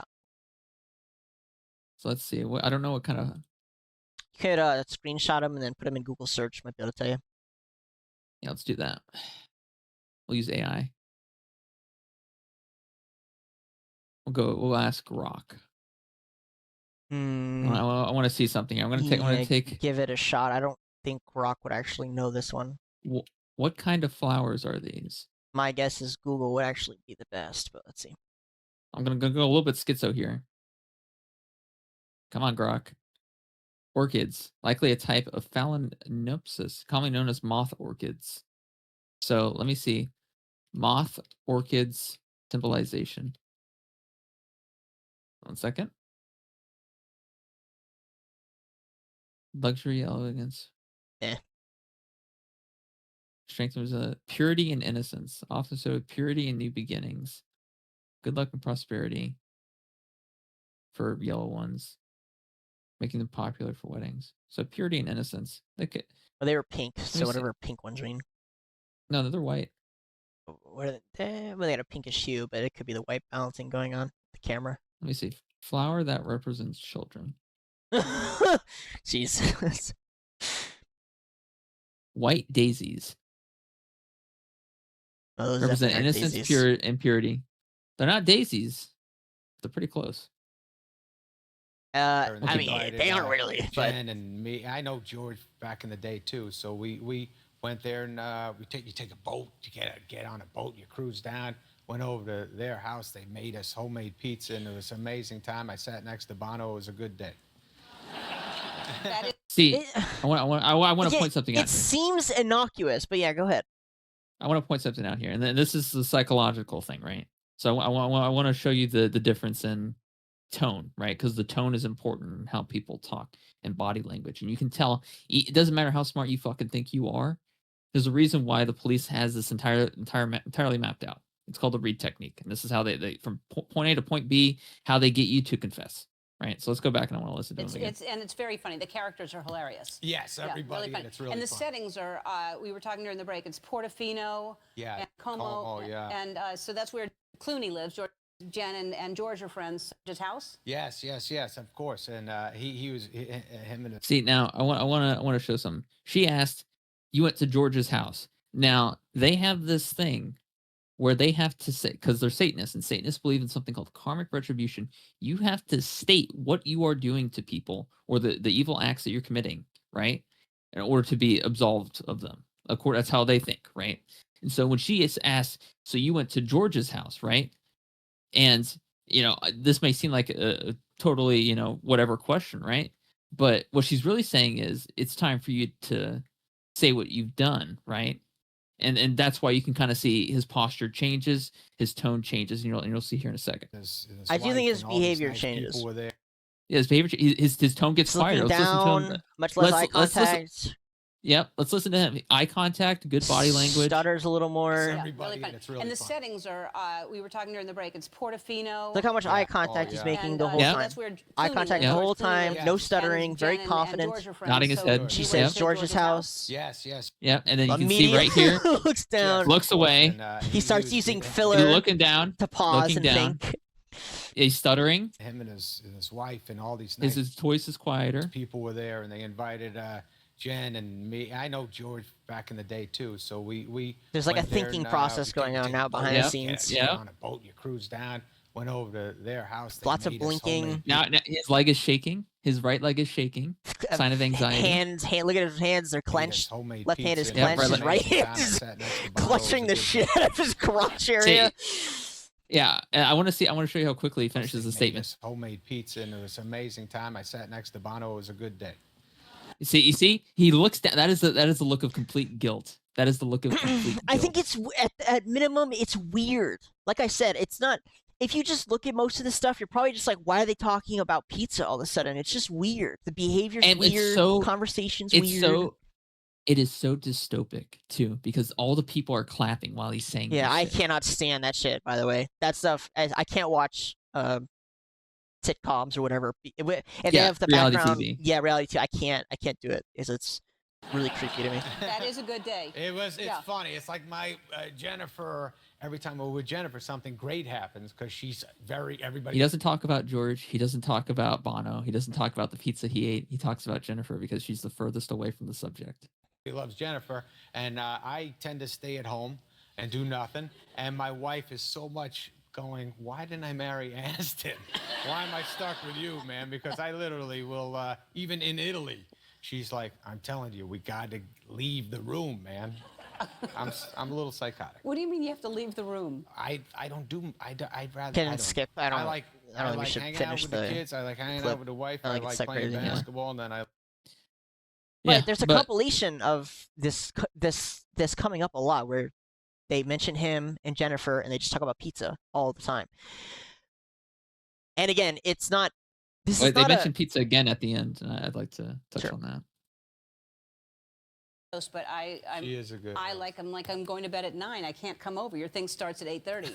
So Yes, she can handle it. She Yeah, can handle it. she And her can. parties are incredible at her yeah, house too. yeah, she does have good parties, and she makes good pizza as well. Why, man? See, like, why? Like, that's so Yeah. weird. It's so weird. Like, and again, I'm trying to just push out the conspiracies attached to it. I'm just trying to Yeah. do the devil's advocate it's such a fucking weird term to use in this particular situation, but like, just what's the logical reason that Ellen DeGeneres, a known scumbag, keeps asking about pizza? Like, what is her what is her fascination with Jennifer Aniston's and George Clooney's pizza parties? Like, what?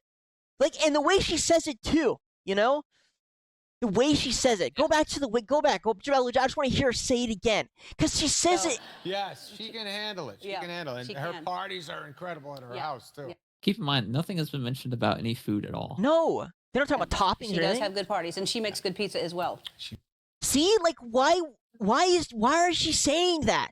It bugs me so much. This bothers me. Look, I like studying people. Well, I used to like studying people a lot more before I fucking grew up and realized they're all disgusting. But like, I just can't understand why she's saying that. Yeah. Like, Yeah. do you know what I mean?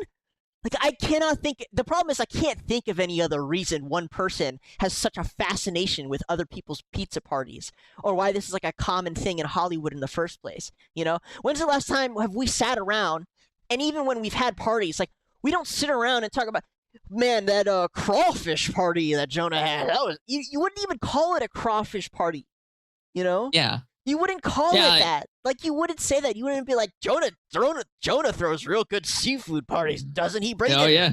You know what I mean? Yeah, Like, he does. You would never say He that. makes the best crawfish. Right? Like, you would never say that shit, man. And if you did, Jonah, don't you make the best crawfish? Jonah be loving his crawfish, doesn't he? Yeah. Like, yeah. She says it's so creepy. Like, she's such a fucking creep, dude. And she does this more than once with more than one guest where she asks these questions that clearly make them uncomfortable. Now, I don't know why it makes them uncomfortable. We have a lot of guesses, and it's almost always pizza. Yeah. And also, pizza, typically means CP, right? Yeah. So it's like, she makes great pizza. Wonderful pizza. All right. you see, his tone changes again. I know.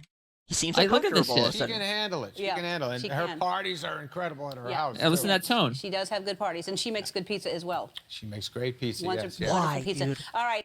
Why is she saying that? He did the same thing he did before. Yes. He did the same thing, the same phonetical pronunciation that alleviates stress for him.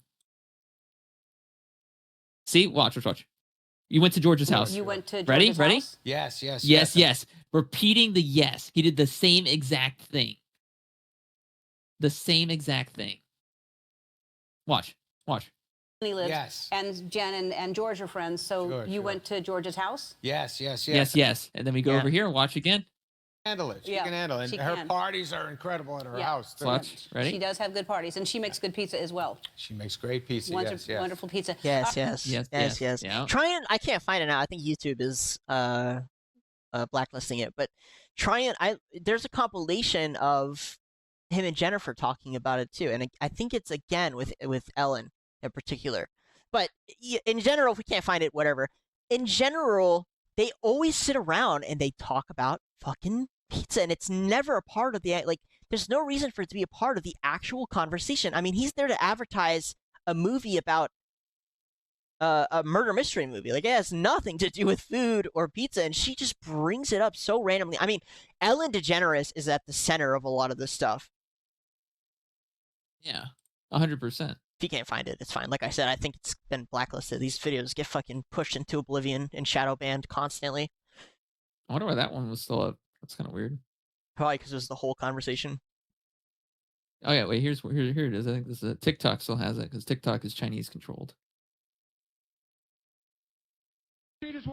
Award. To show my appreciation, I am inviting you all to a pizza party tonight at Jennifer Aniston's house. Like, once again, why are we talking about pizza specifically? You could have just said party. Yeah. I mean, and what he's saying is they're gonna fuck kids that night. That's what they're saying. You're there. Jennifer, every time we're with Jennifer, something great happens because everybody loves Jennifer. And she'll text me and say, I know something, Wednesday night if you want. I'll be like, come on, we just did that Saturday thing. We don't have to do too. She is. She likes to. She's busy all the time. I know she's the greatest host, but She is a good. I like. I'm going to bed at 9. I can't come over. Your thing starts at 8:30. So. Yes, she can handle it. She Yeah. can handle it. So Her good. parties are incredible in her house too. Yeah, she does have good parties, and she makes good pizza as well. She makes great pizza. Wonderful, Yes, yeah. wonderful pizza. All right. Known each other for years. Yeah. You've been to my house. We've had pizza. Girl after my own part. What? Like Once again, again, dude. what it's the so fuck is weird. It's so weird. It's not- blatant. It's blatant. Okay, It's so in your I'm face. gonna play slight devil's advocate again. They could just be having Okay. massive orgies without children, right? Pizza is also code for vagina, so it could be they're just having disgusting orgies. Could be that. Even still, that's still a little weird Really? to flaunt. Doug, Yeah, you've never in heard. sexually immoral America, you think they wouldn't just straight up say, "Yeah, we be fucking around all the time and shit." I'm just you really don't saying. think I they- would like to think they're not all doing, poor little children, but. Even then, even if it's that, they're pretty much saying that Jennifer Aniston be letting anyone hit that. It's even throwing pizza parties and throwing massive orgies. That could be it. I don't know, but Yeah. again, the fascination with pizza is crazy. Sorry, I keep playing. Heart, you do we go. love a pizza or what? We love Yes, a we pizza. do. We It's love so- a pizza. I know, dude. I don't. It's something so- else. It's definitely at least code for something else at minimum. Yeah. It's so much fun. Now, someone did. So these circles of friends that you guys have. You told a story about going and having pizza at the Clooney's in Lake Como. Yeah, that's all an Aniston.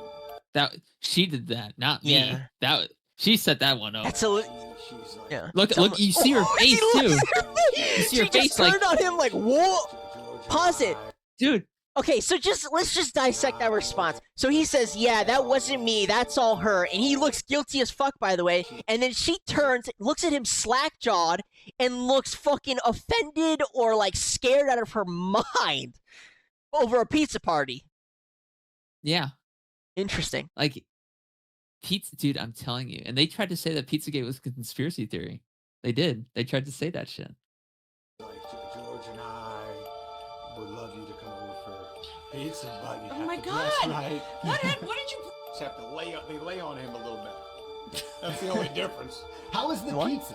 Was it good? Oh, Did he make it Amal's himself? pizza was better than Clooney's. They Yeah, both made. Everybody made a certain kind of pizza. There's no Finally. pizza we did. There's just no so a bunch of celebrities got together and they're just making pizzas? No. And then she says, "There's no pizza we didn't love." That's weird, dude. That's weird. And I'm telling, we're picking out some very specific examples. I promise you guys, this is not unique to just these two. It's not unique. This conversation isn't unique at all. This is literally spread throughout all of the actors, throughout all the actors with their interviewers, definitely with talk show hosts. I assure you of one thing: talk show hosts and mainstream media, Fox News, CNN, they're all controlled by somebody, and they're doing nefarious things. That's a given. You can probably throw a pin or a dart at anyone at the Oscars and probably hit another person involved. It's not unique. That's what I'm saying. This conversation and these topics is not unique. Why do they keep talking about pizza? Is my only question. Yep. Didn't love. Something that he does. 5 different kinds. 5 different kinds or 6 different kinds of pizza that night. Clooney's was quiet. excellent. Shut your trap. Amal's was the winner. I will tell you though. I don't know what you guys talked about, but Even he's like, what the fuck are you guys talking about? Yeah. Clooney's easy to talk to, right? Yes. Amal, on the other hand, I'm sure she's very. Looks like you won't have to be delivering pizzas anymore, Deeds. This is whatever. Now you're a very rich man. That was an okay movie. What's Yeah. that got to do with delivering pizzas?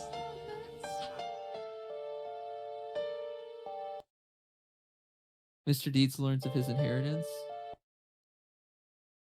Where? Show me. Ooh, the freak. I don't know what it says. For those who are only listening and for those who can barely see this Holy- image, it's a picture of a baby, and it It says, says beautiful below it. beautiful below it. BBs are beautiful. BEBIS. I don't know if that's a word for Doug, something else. for Doug, I beautiful mean- babies. I'm not sold on this one, to be honest with you. Doug, This is kind of Doug, I mean, whatever the to thing me, is, but we could go, Doug. There's it's actually a lot of endless. videos. It's endless. I'm sure it's endless. I know. I see them all the time. I think it's endless. I'm kind of just holding out for the definitive proof. If it is, it wouldn't surprise me. I'll just say that much. Dude, wait, the video is still up from that interview, so I want to see. I want to go to the official channel and see if they have comments disabled or not. They don't. Pizza's definitely comment is pizza is definitely code for some weird dark stuff. Holy fuck. My mind Is no one now realizing they're go ahead. literally talking about when they were talking about pizza, they were referring to children. You can easily tell. You can tell how they are being weird when that comes up. How she's telling him to be quiet and how he's acting disgusting. Where's Podesta? They seem weird. OMG, Adam Sandler, you are a god. I laughed so hard at this interview. I swear I peed That's a little. bot. Okay, That's I'm putting this bot on blast. That's crazy, that bot, dude. Yeah. But again, it's all of them. They all talk like that. And I might go back and rewatch Ellen DeGeneres' interviews, if I'm being entirely honest. I might sit there and dissect every single one. Because that woman is like, she's the kingpin. She's the one who, I don't know, is either really terrible at hiding it, or she just didn't care, you know? She was like peak talk show host, just full haunting it in everyone's faces. I think I might do that. Next week, I'm going to come back and I'm going to have a bunch of news for you guys. I'm going to do my research. Because again, she's an evil woman. Most people who worked with her know it. Yeah. I mean, to me, they're all feathers of the same wings, Doug. All feathers of the same wings of the same bird. It is fair. Live pizza celebration. You're invited. What the fuck is this? What? Oh, hi.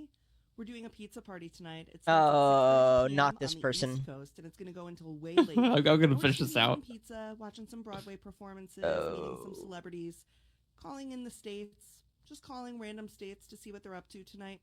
It's like Thanksgiving Day parade, but, you know, on a random Tuesday, so you can snuggle in and enjoy it tonight.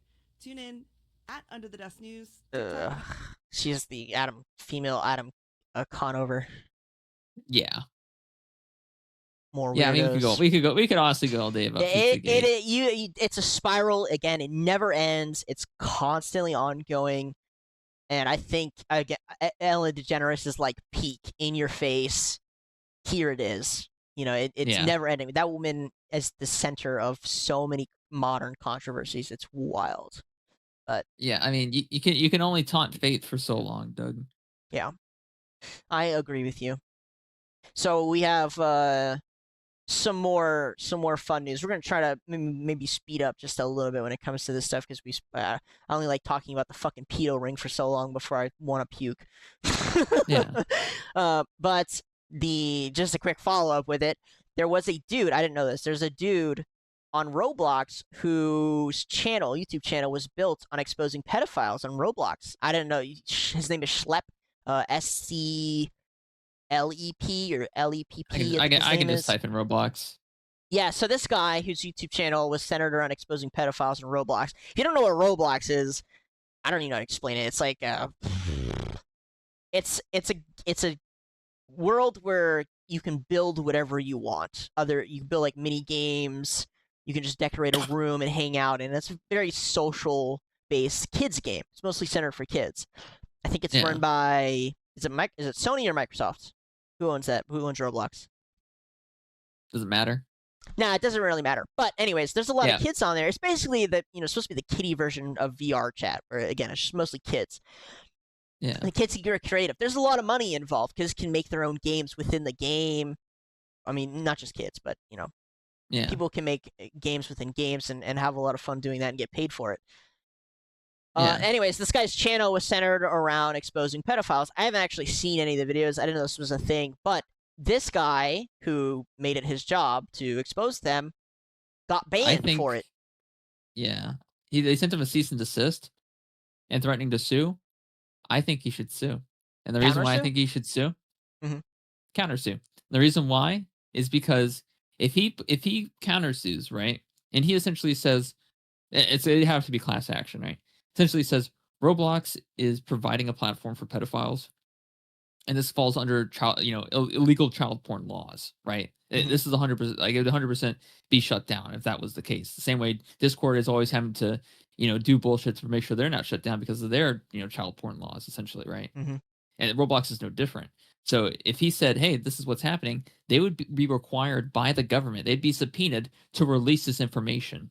They would have to release all this information, their chat logs, everything. And and if he sued them, Roblox would be shut the fuck down, dude. I'm telling you, they would kill him. They would kill him. The Roblox CEO would have him killed. I joke, over a fucking video game. Yes, I know, but they would have him killed because they would be required to. They'd be required to release what they have to prove that that's not the case. And would they be able to? Absolutely not. This guy just proved that with his videos. What is their argument? So I know technically game owners can sue. Well, they can do a cease and desist. Special thing. Oh yeah, sure. Let's see. It's kind of let me see if I can. Why go to did his he actual post channel? Yeah. Because he doesn't know how cropping works. He makes videos. He's not editing. So let's see. Dear his name. Blank. We write. You can say it. Yeah, I don't want we write on behalf of Roblox Corporation. This letter serves as a formal cease and desist notice regarding your unauthorized and harmful activities on the Roblox platform. Your actions are a violation of Roblox policies and directly undermine Roblox safety efforts and critically are exposing our users to increased risk. Those actions include engaging in simulated child endangerment conversations, sharing or soliciting personally identifiable information, directing users to move conversations off platform. Roblox is committed to aggressively combating illegal and harmful conduct, including child exploitation, through a dedicated and sophisticated team of safety professionals, advanced moderation systems, and partnerships with law enforcement agencies. For example, Roblox proactively reports potentially harmful content to the National Center for Missing and Exploited Children, the designated reporting entity for, we'll after this paragraph, the designated reporting entity for the public and electronic service providers regarding suspected child sexual exploitation. Further, Roblox maintains direct communication channels with NCMEC and agencies like the FBI for immediate escalation of serious threats that we identify. So if that paragraph were true, then he wouldn't be able to find any of these people and he would have no content. Yeah. If you were in constant communication, you were constantly monitoring, and you were doing an effective job, he would go on there, try and I don't know what his content is based around. It sounds like he's baiting the pedophiles to come forward and then take the conversation off screen or off the game and get content and then expose them, their identities and whatnot. However, again, if they were doing such a good job, which is what they say, we have an expert team that's super qualified and we expose them to the FBI. If you were doing such a good job, then this guy would log on to Roblox, try and find these pedophiles, and not be able to find anybody. But you're doing such a shit job. This guy has managed to create an entire career, probably a multi-$100,000 business, off exposing your weakness in credibility here. Hello? Yeah. Go ahead, sorry. I don't want to read it. You read it. Oh, while Roblox acknowledges that your stated intentions may be to protect children, and while it recognizes the serious nature of online predatory behavior, your methods include failing to immediately report suspicious activity to Roblox through proper channels, are actively interfering with Roblox's established safety protocols, and critically are exposing Roblox users to increased risk. Accordingly, and pursuant to Roblox policies, Roblox will be closing your accounts. Please note that Roblox community standards prohibit opening new accounts to evade an enforcement action. Therefore, we demand that you cease and desist from accessing the platform. Please be advised, Roblox reserves all rights to take any and all appropriate legal action against you. Should your violation of the Roblox community standards continue, such action may include, but not limited to, claims for breach of contract, violating our TOS, and violations of Computer Fraud Abuse Act 18 USC-1030. Which prohibits unauthorized access to computer systems and data. Very truly yours, the law company. So, yeah. Again, I think I said it well after that first paragraph. Is like if they were doing such a good job, then this wouldn't be a problem. You know what I'm saying? Like I shouldn't be able to walk into a bar and be like, any 17-year-olds in here, or hello, I'm 17. Anyone interested in banging me? You know, if the bar is doing a really good job, there should be no response to either of those statements. And what I assume is going on, just based on my experience on the internet, is this guy's running around pretending to be a child, baiting the pedos, which I'm sure there's a ton of on Roblox. Yeah. And then posting them online. And instead of him being thanked or brought onto the team, this very professional, super tactical, expert team they have at Roblox that is so good at finding these people. Instead of doing that, they are shutting him down for exposing how dog shit their system is. And I'm sure it's just promoted because, hey, if I'm Roblox, do I want more users or less users, even if they are pedos? And this kind of came up. This is going to come up here. I'm gonna link this to a new act that the EU is trying to put in place, where they want to start scanning. We talked about this last week, early before. They want to start scanning all information on every single messaging app. So not just what people are sending, and by messaging app, I mean text messaging, I mean WhatsApp, I mean Telegram, pretty much any messaging app, even Signal, which is supposed to be like the bastion of encrypted messaging privacy.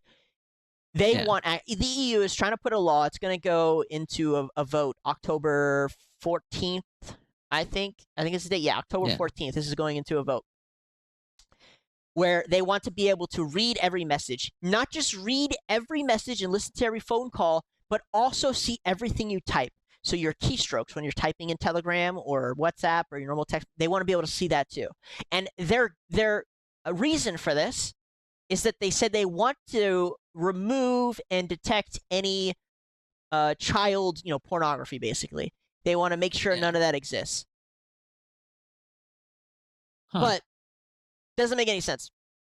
Here's why it doesn't make any sense. Not. All of that stuff is already monitored, by the way, and I'm gonna bring up every single tech company here, from Meta to Google to WhatsApp owner, Telegram, whatever. All of that content is already stored and detected immediately on their servers. It's all monitored by AI, and I can prove it. It's already monitored heavily by not just AI, but also people. So they already know this content exists, and instead of the corporations removing it, the government is saying they want to have access to the information. There's no need for that. Again, the corporations already have access to it. They can remove it on their end, on their servers. They can allow it to not pass through their servers. This technology already exists, and I'm going to show you how the technology already exists. Instagram has a program where it detects, it's not even that complicated, guys. There's pedophiles on Instagram. They type in, teenage naked, dancing person, whatever. They just type in some stupid shit like that. And Instagram will post a message and say, are you sure you want to look at this content? Instead, you should get help. Here's a link to a help hotline that can help you. And then at the bottom, it gives you a button to press to continue to look at the content anyway. That's a known thing. It was shown in a Senate hearing in Congress. That's a known thing. Not only that, but Google, if you can type in you could just type in child pornography. Like, you can just type that shit in Google, and they'll say, Doug, I'm not typing that shit in Google. I'm not saying you should. I'm just saying you could, and what'll pop up is this content is harmful towards children. Are you sure you want to see it? Here's a hotline, but it'll still give you results. So they already know where this content exists. They already have access to remove it, and they just don't. So they don't need a government to step in and do it. They clearly just want to have access to see what you're fucking typing and doing outside that stuff. And I'm going to link it again to a current law in Canada called the Online Streaming Act, where Canada, this is already in effect, by the way, Canada, the Canadian government has access to every algorithm that is within their country, all their people's algorithms, and they dictate what is shown and what is not shown. It has to pass through a government propaganda kind of control center, and they decide if that content is okay or not. That's a current law in place for Canada. So this technology already exists within the corporations themselves. They can remove it. They don't. And governments who already use this technology to monitor and control the feeds already use it for propaganda reasons or just bullshit. Yeah. And once again, it's like, this is a corporation. They're not going to waste time making cases to send to the FBI. They don't care about that. They care about profits. Oh, yeah.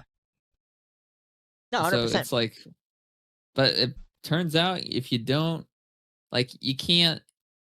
And thing is, no one really, like, he's like, they're making Roblox look bad. No, Roblox is bad. There's pedophiles on your platform. He's not making you look bad. You're already bad. Like, he's just showing other people that you're bad. He's just providing a monitor for you to view how shitty you are. He's not making you look that way. You are that way. That's just how it is. And the reality of it is that Roblox is looking at getting shut down. And the reason why is because you look at you remember, you look at this guy's channel, you're looking at just the surface of this. You're just looking at the surface, right? The FBI already arrested someone who was planning to do a terrorist attack on Roblox. On fucking Roblox. They're not monitoring the shit. They're not taking care of it, even though they claim they are. Oh, they're looking. They're monitoring it. They just don't care. They can see it. They just don't give a fuck. Yeah, exactly. And it's like all because you stopped someone from trying to purify the well. The well was poisoned. You tried to stop someone. You knew the well was poisoned, and you tried to stop someone from purifying the well because they were showing how dirty the well water was to everyone else in the village. And now, guess what's going to happen? Big Daddy government's going to step in now because now that they're aware of it, they have to step in, right? And so they're going to be like, you no longer own this well. This well is going to be purified and cleansed, and you are going to be removed from the village and potentially fined. And that's what they're looking at right now. They just created a huge shitstorm by banning this dude. A huge shitstorm. They don't even understand how shitty of an idea this was. Like, this is like there's like levels of a mega retarded. This is like the maximum level you could have possibly attained. Oh, like, to do this would work. I think it's intentional. I think it's extremely intentional. And here's why. So I just talked about the EU one. We talked about the other one in the UK. I forget what they're called, the Child Safety Act, whatever. There's all these internet laws that are waiting to get passed. They're going to look at the situation and go, wow, so if we don't do something, we'll have vigilantes going around exposing them. Look at all these pedos. We certainly need access to these servers. We need to pass this law in order to save the children. We've got to save them. We've got to save them from these guys. We don't need to do any. No, they just need to be shut down. They we don't should. need to be They looking into won't their be shit. shut down. They won't be shut down. I mean, he's gonna. I think Schlepp's would counter sue. He should 100% counter sue. That's what he needs to do right now. He should. Yeah. This is the easiest open and shut. Cease and desist. Bullshit. Open and shut. Blue chip case.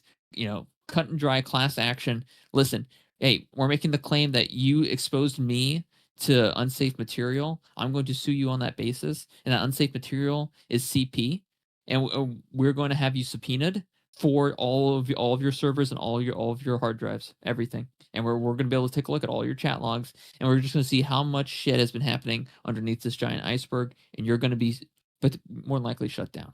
And I think you should 100% do that. And they will try to kill him. He will need to get some form of security, and he has plenty of money, so he should be fine. But once again, he needs to sue. He needs to sue. I don't think anything will come of it other than them saying, we need to pass more internet safety laws. We need to scan more messages. And if you need more proof than that, within, probably by the end of this month, the YouTube and X, and I want to say Instagram, but all the tech platforms are looking to finalize the identification process for people, meaning you have to show your ID to prove you're 18 plus. Yeah. We're looking, probably by the end of this month, if not next month, that'll probably be a thing for everybody. So it is nearly inevitable. I think they're going to look at this and they're going to go, look how terrible this is. The pedos, they're everywhere. We need to monitor all the messaging and we need to get it out. It's a bunch of horseshit. They just want to go and arrest the people they want to go and arrest the anti-Semites. They want to go arrest the people who are against immigration. That's just what they want to do. It's nothing. They already have the power to go after pedos. Like, this is exactly like when Biden was saying, I need more power to shut down the border. It's a legislation issue. And then Trump came in. I hate to promote Trump right now, but and Trump came in and shut it. It's the exact same thing. The power already exists. They already have it.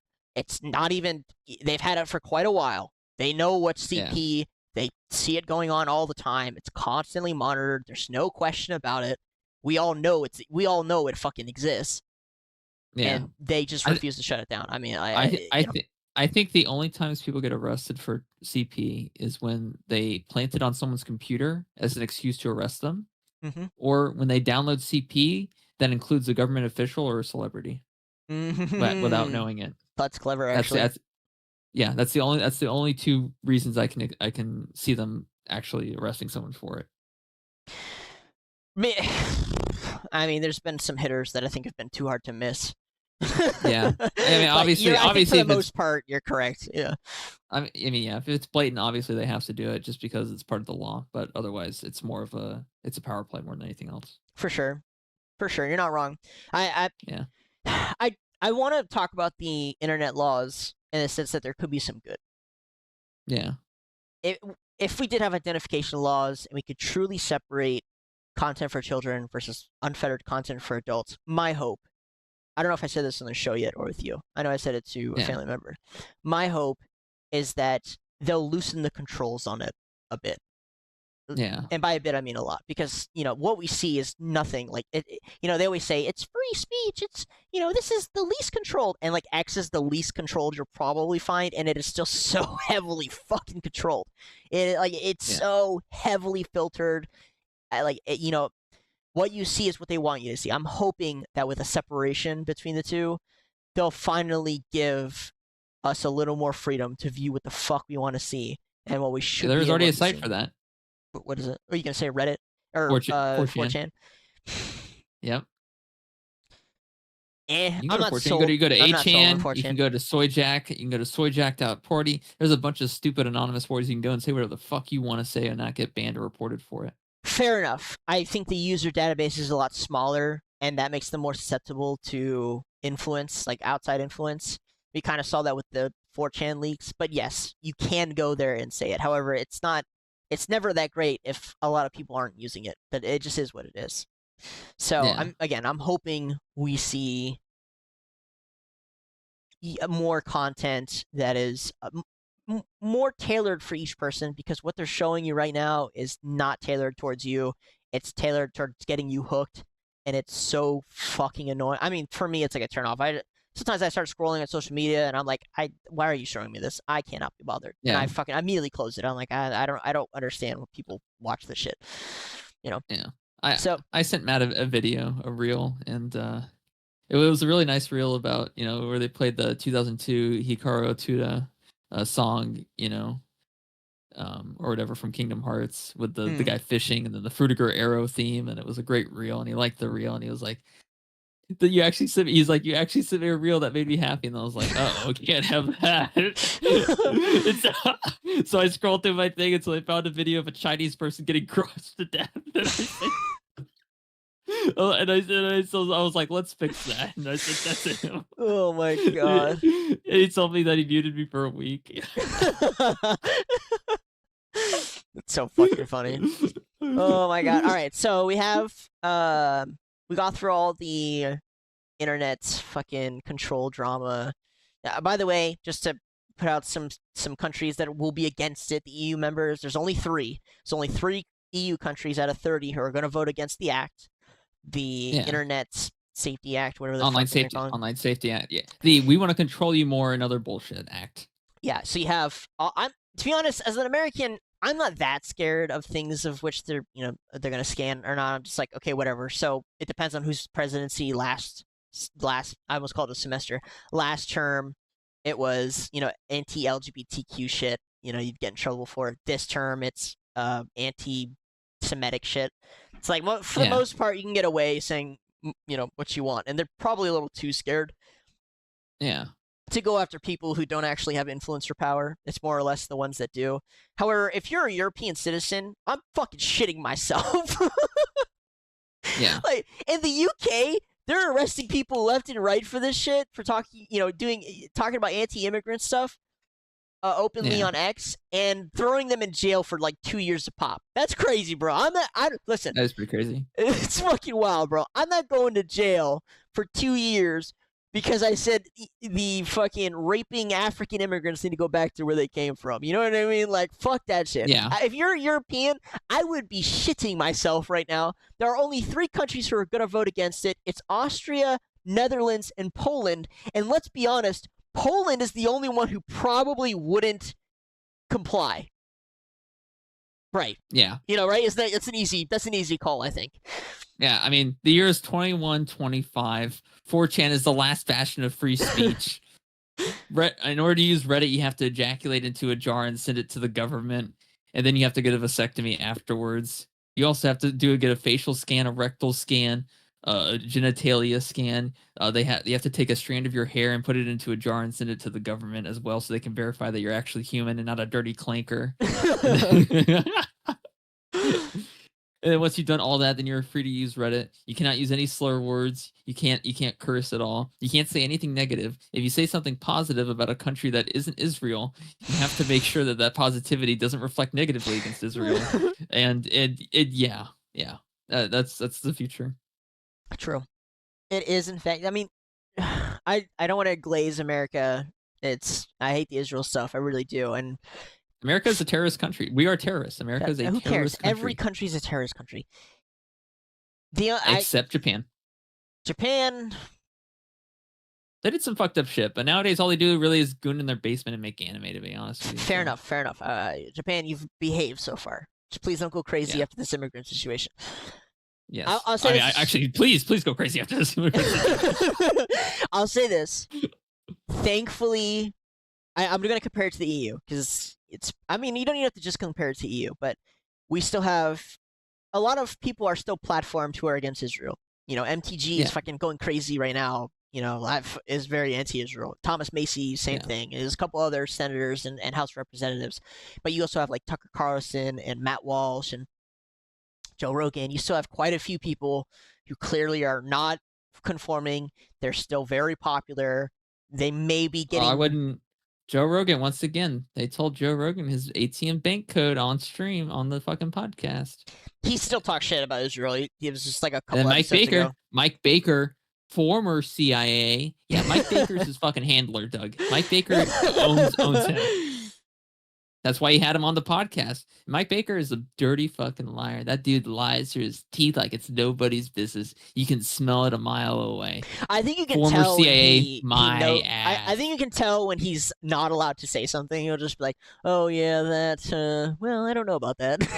He's like, "Oh there yeah, is. I don't know about that." If you're there's no such thing as former CIA. If you're former CIA, you're dead. That's what it means to be former CIA. I mean, I'm sorry to break that to you. He still talks about having like links there and communication. He's still pretty open about it. But so he's just a liar. Yeah. I mean, I guess I don't know. Yeah. Either way, Joe Rogan still pretty talks shit about the Gaza situation. You know, he's still like, yeah, they're just genocide in Gaza. He's been saying that for quite a while. I wouldn't say he's obviously not the most against it vocally. However, he's always kind of when it came to foreign affairs. But like Tucker Carlson, Matt Walsh, MTG, trying to think who else. All I'm saying is we still have plenty of people very popular, still super platformed. Some of them still have direct links to the president, which is fucking funny.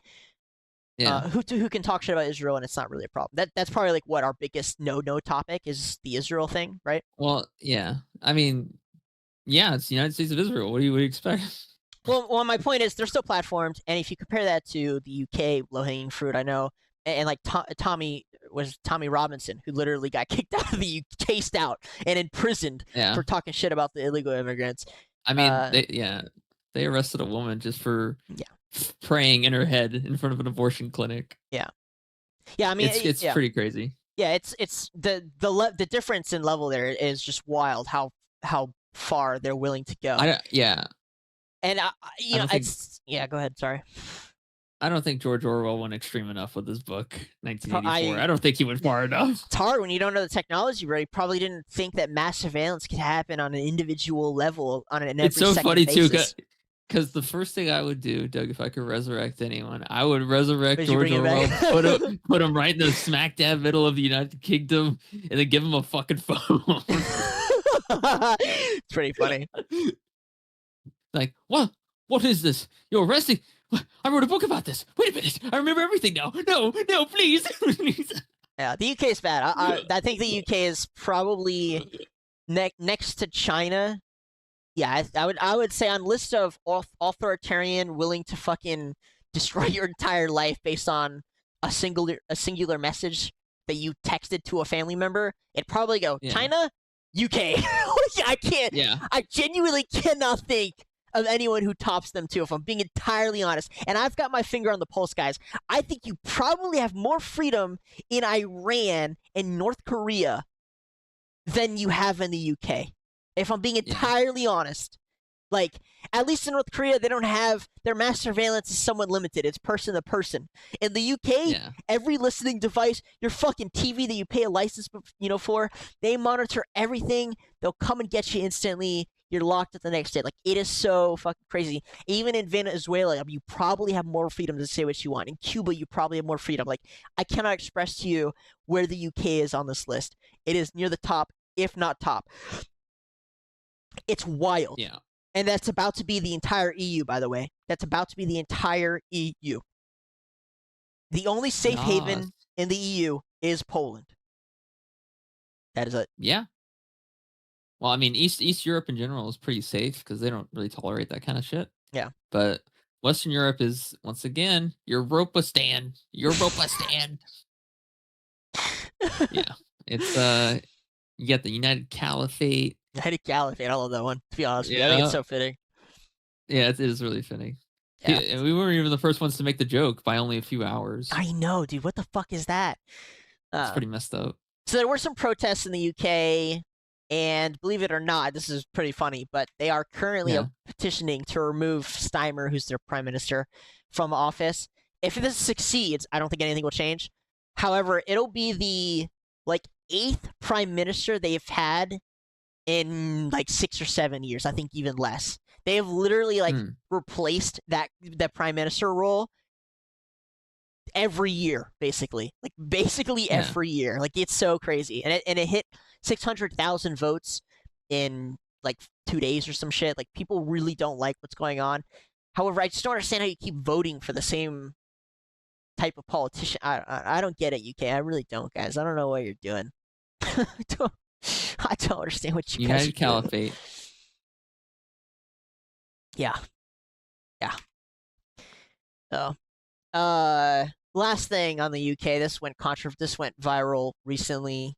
There was a school that was having children. Did you hear about this? There was a school where they were having young children write Valentine's Day cards to illegal asylum seekers. Did you hear about this? Yeah. It's so gross. Yeah, I mean, I don't even know. I don't know what's worse, the dystopia of all of it, or the fact it doesn't surprise me anymore. I know, it's probably the least surprising thing I've read from them recently. I would send them a note that says, "Please die." I hope your boat crashes on the way here, you fucking scumbags. Yeah, I stole $50 from one of your people. They're toddlers. They're toddlers, and the school was having them write Valentine's Day notes to people that they thought it was okay. 12,000. Sorry, my fault. I thought it was one school. 1,200. Sorry, 1,200. My bad. I'm retarded. You're good. 1,200 UK schools participated in the Valentine's Day style cards pledging of welcome to asylum seekers. This includes pupils as young as 5 years old. And again, maybe I shouldn't make fun of liberals for not knowing this, but in their culture, where these people come from, doing disgusting things with children is commonplace. So having a child write a Valentine's Day card to these people is very encouraging for them. I'll just say that much. UK has fallen. Keir Starmer should be arrested. Okay, he sold out his people for money. He sold them out. Oh yeah, he sold you guys out. He was fucking their entire country has just been run by sellouts for quite a while now. I don't know who's paying the check, but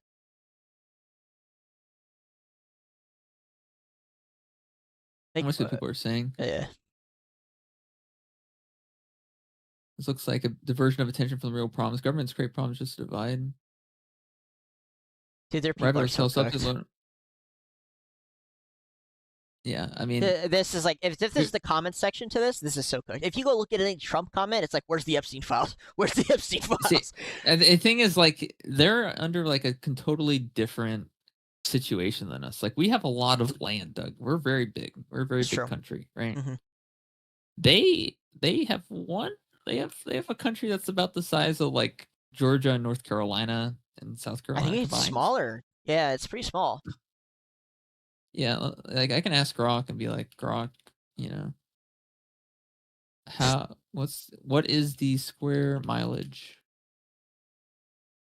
No, stop. Of the USA, and then I can be like, what is the square mileage? 3.8 million square miles. What is the square mileage of the United Kingdom?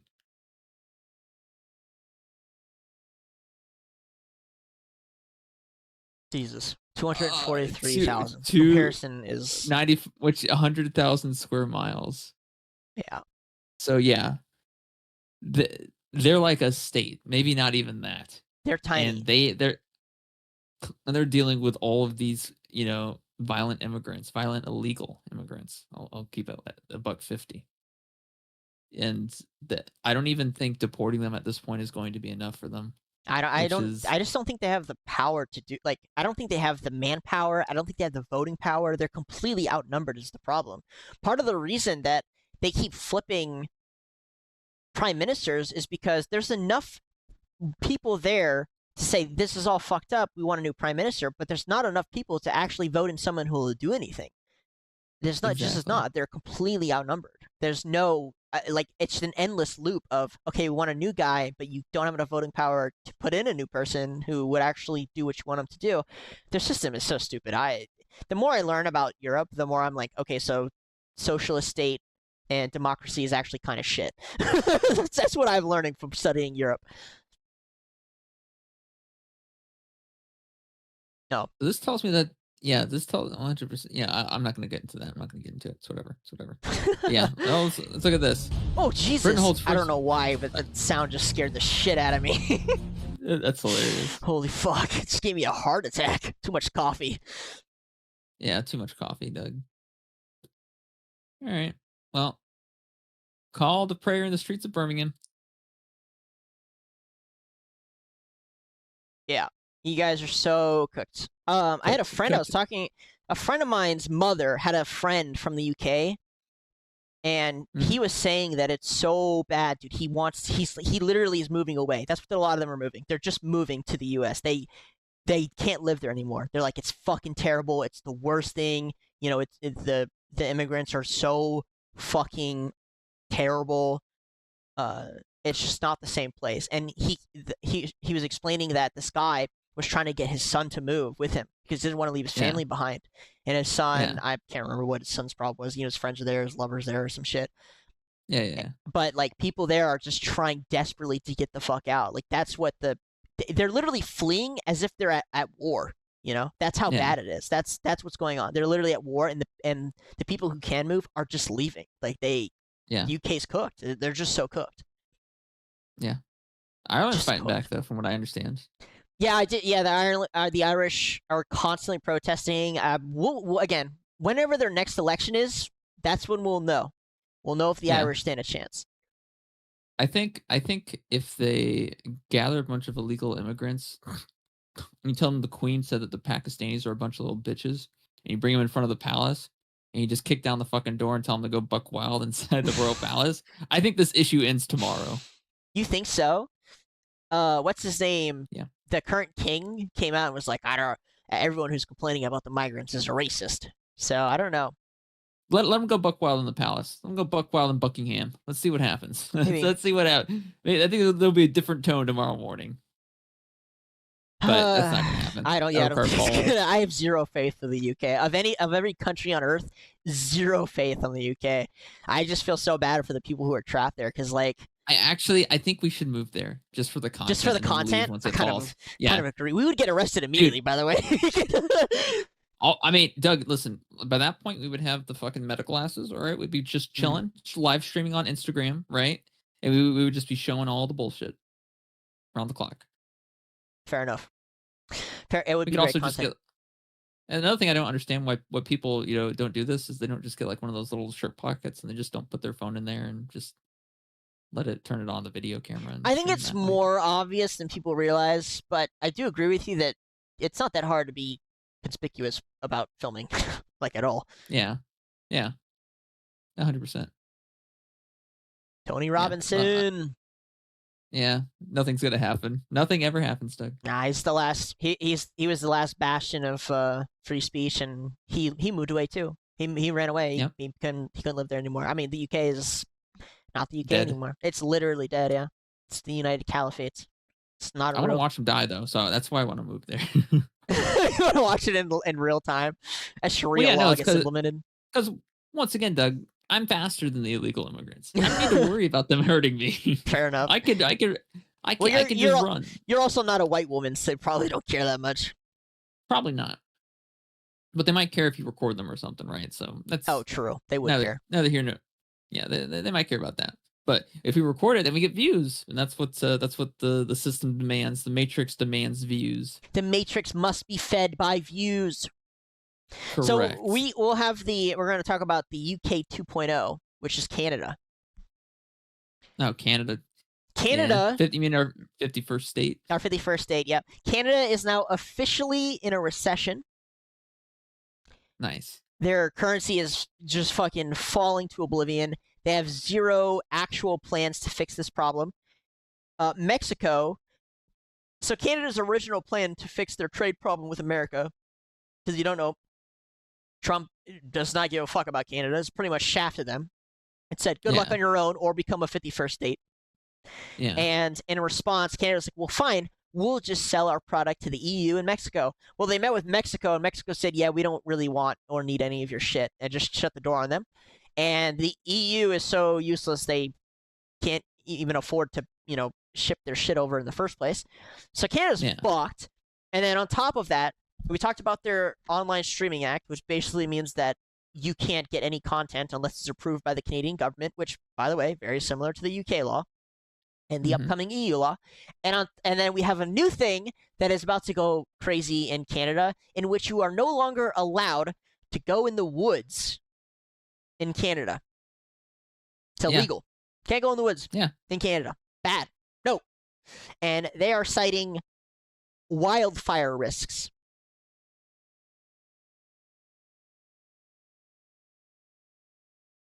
The coldest place in one of the coldest places on Earth in Canada is. To be fair, they do have crazy wildfires, but whether or not it's caused by human activity, I'm not sold. And then on top of that, banning people from going into the woods is literally just insane. But again, I'm comparing it to the UK, where it's becoming a police state. Like what the fuck, man? They have control over the internet. They are now stopping you from going outside. Like what? What the fuck? Yeah, man. Yeah, good luck, Canada. Crazy. Good luck. You are one more step to becoming a U.S. state. Congratulations. Yeah, I mean, I don't really care about Canada, if I'm being honest. I think the reality is, and they have an immigration problem too. Oh yeah. It's not talked about as much, but they have a lot of Indians and Chinese and now Pakistanis, so they're kind of just. It's going to be. Granted, I think they kind of deserve it because they have a lot of French people there. So I think, but aside from that, it's kind of sad for the normal Canadian people that said a boot and watch hockey. And I don't, what? Syrup. I don't have that much sympathy for the Canadians. Sorry, Canadians. I'm sure some of you are very patriotic and want the opposite, but most of the Canadians I know think Trump-level policies are crazy. You're totally for. I mean, I'll say this.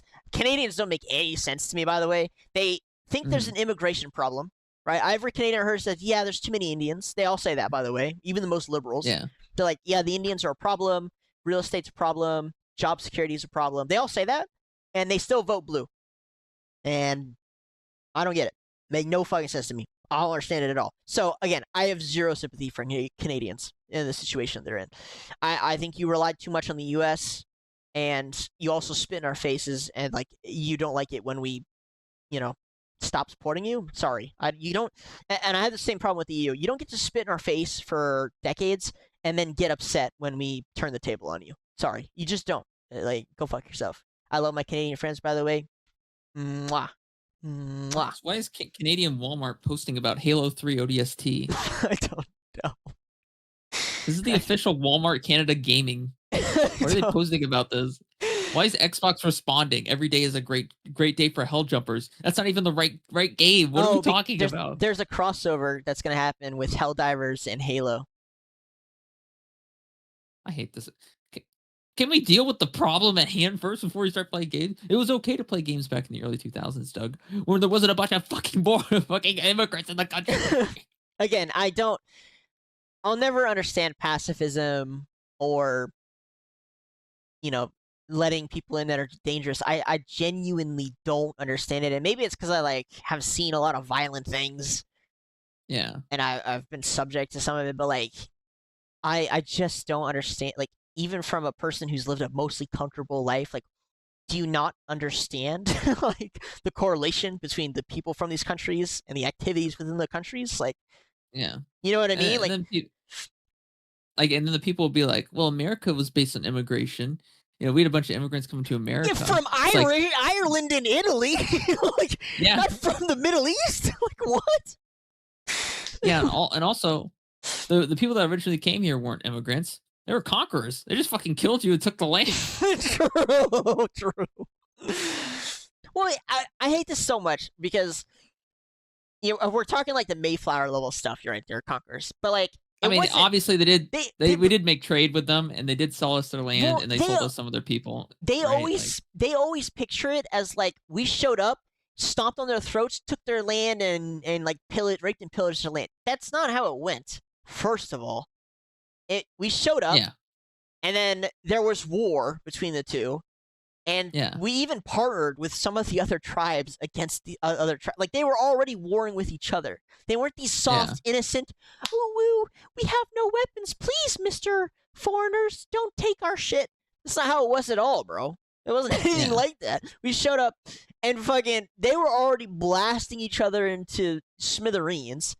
So I'll never understand. And this, I'm gonna fucking say something that I hope never get back to the person who said this shit out loud. But for some reason, liberals have this perspective that the Native Americans and Africans are at peace and love with all each other, and that they were born there, and they're this elven tribe, and they were just at peace with all each other and harmony with the land. What kind of history books are you reading, guys? The Indians, not just the Indians, but the native South Americans, were violent, just as more violent than, I don't think it matters who's more violent, but they were pretty fucking violent. They were super violent. They were taking and they were pillaging and they were killing each other. Anyways, I'm gonna say this. Somebody recently tried to subtly explain that slavery in Africa was not nearly as bad as slavery in other countries. And I was so shell-shocked, I didn't respond. And it was also somebody I didn't want to offend, just in general. So again, this goes back to me not wanting to, people say that shit out loud, and I just kind of bite my tongue. Yeah. They were actually trying to imply that the Africans were much kinder to their slaves than white people. And I don't really know who's more kinder or worse, but I'll say this. There's still slavery in Africa. There's still, right currently, as we're talking, there's still slavery in Africa. Yeah. It's kind of hard to vouch for something when it's actively happening. I know. And we talked about the video, the Congolese people who are, turned into slaves for mining cobalt. And it's I didn't bring it up. I probably should have. I don't know. Again, I don't want to start a political war with this person. Yeah. But bro, guys, first of all, your view of these Africans and Indians being peaceful, harmonious people is just incorrect. I don't know. Go read a history book, a real one, please, not written in the fucking 21st century. Yeah. Or just go look at modern times for Africa and look at all the warring tribes who literally take child slaves and female slave brides. Syria's real big on slavery right now. They love importing Africans who are enslaved by other Africans and sent there. That's their culture. It's not talked about because, God forbid.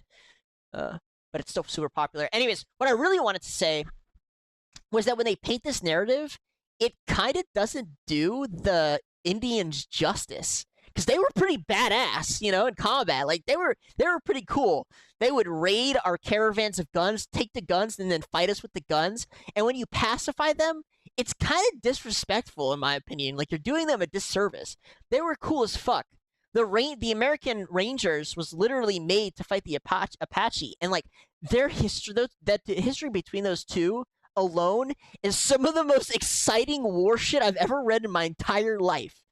Like, yeah, it's so crazy when you try and like pacify them. Oh, you're gonna yeah, McGraw, yeah.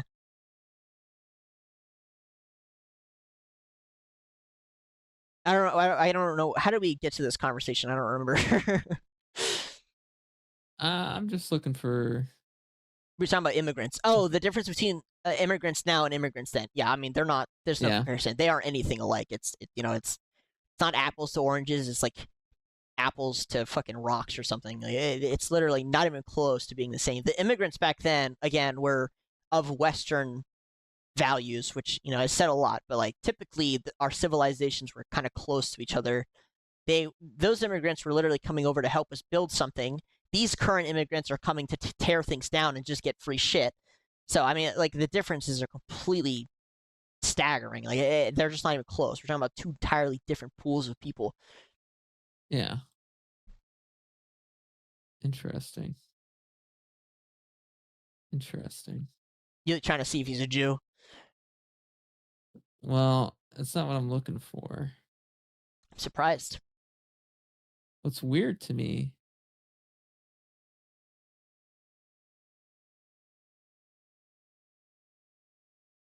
is that they don't say anything about their early life. This guy, I don't even think I need a Wikipedia article for, but we'll do it anyway.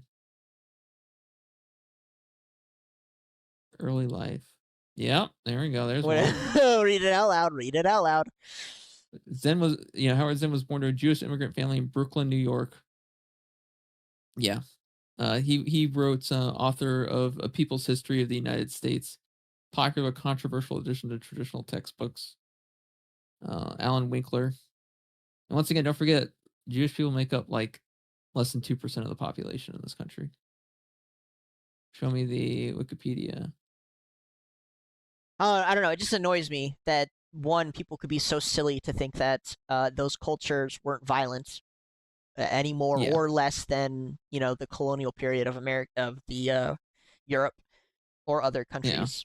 Two, it's weird that America keeps getting pointed at the most, because France is way worse. By the way, France and the UK have always been way worse. France still has African colonies, by the way, that they abuse, and only recently have they lost them. So it's weird to me that America keeps getting pointed at. I'm just like, America's really not that bad compared to those guys. But like in general, I'm not saying colonizing is good. However, if we're talking about the history, I would like to get it accurate. And second of all, saying, and I'm seeing this kind of pop up more, where they're like, oh well, the slaves in Africa were treated better than the slaves in America. Again, I don't know if that's entirely true. What I do know is there's still currently slavery in Africa, like to this day. Yeah. To this day, and it's not even just Africa. There's plenty of they don't call them slaves, but plenty of children working in factories in like the Philippines and Malaysia, or McDonald's, or fucking McDonald's. That's how you know. McDonald's, I might argue, is actually worse than slavery, because you have some hope that you might be able to get out of your situation.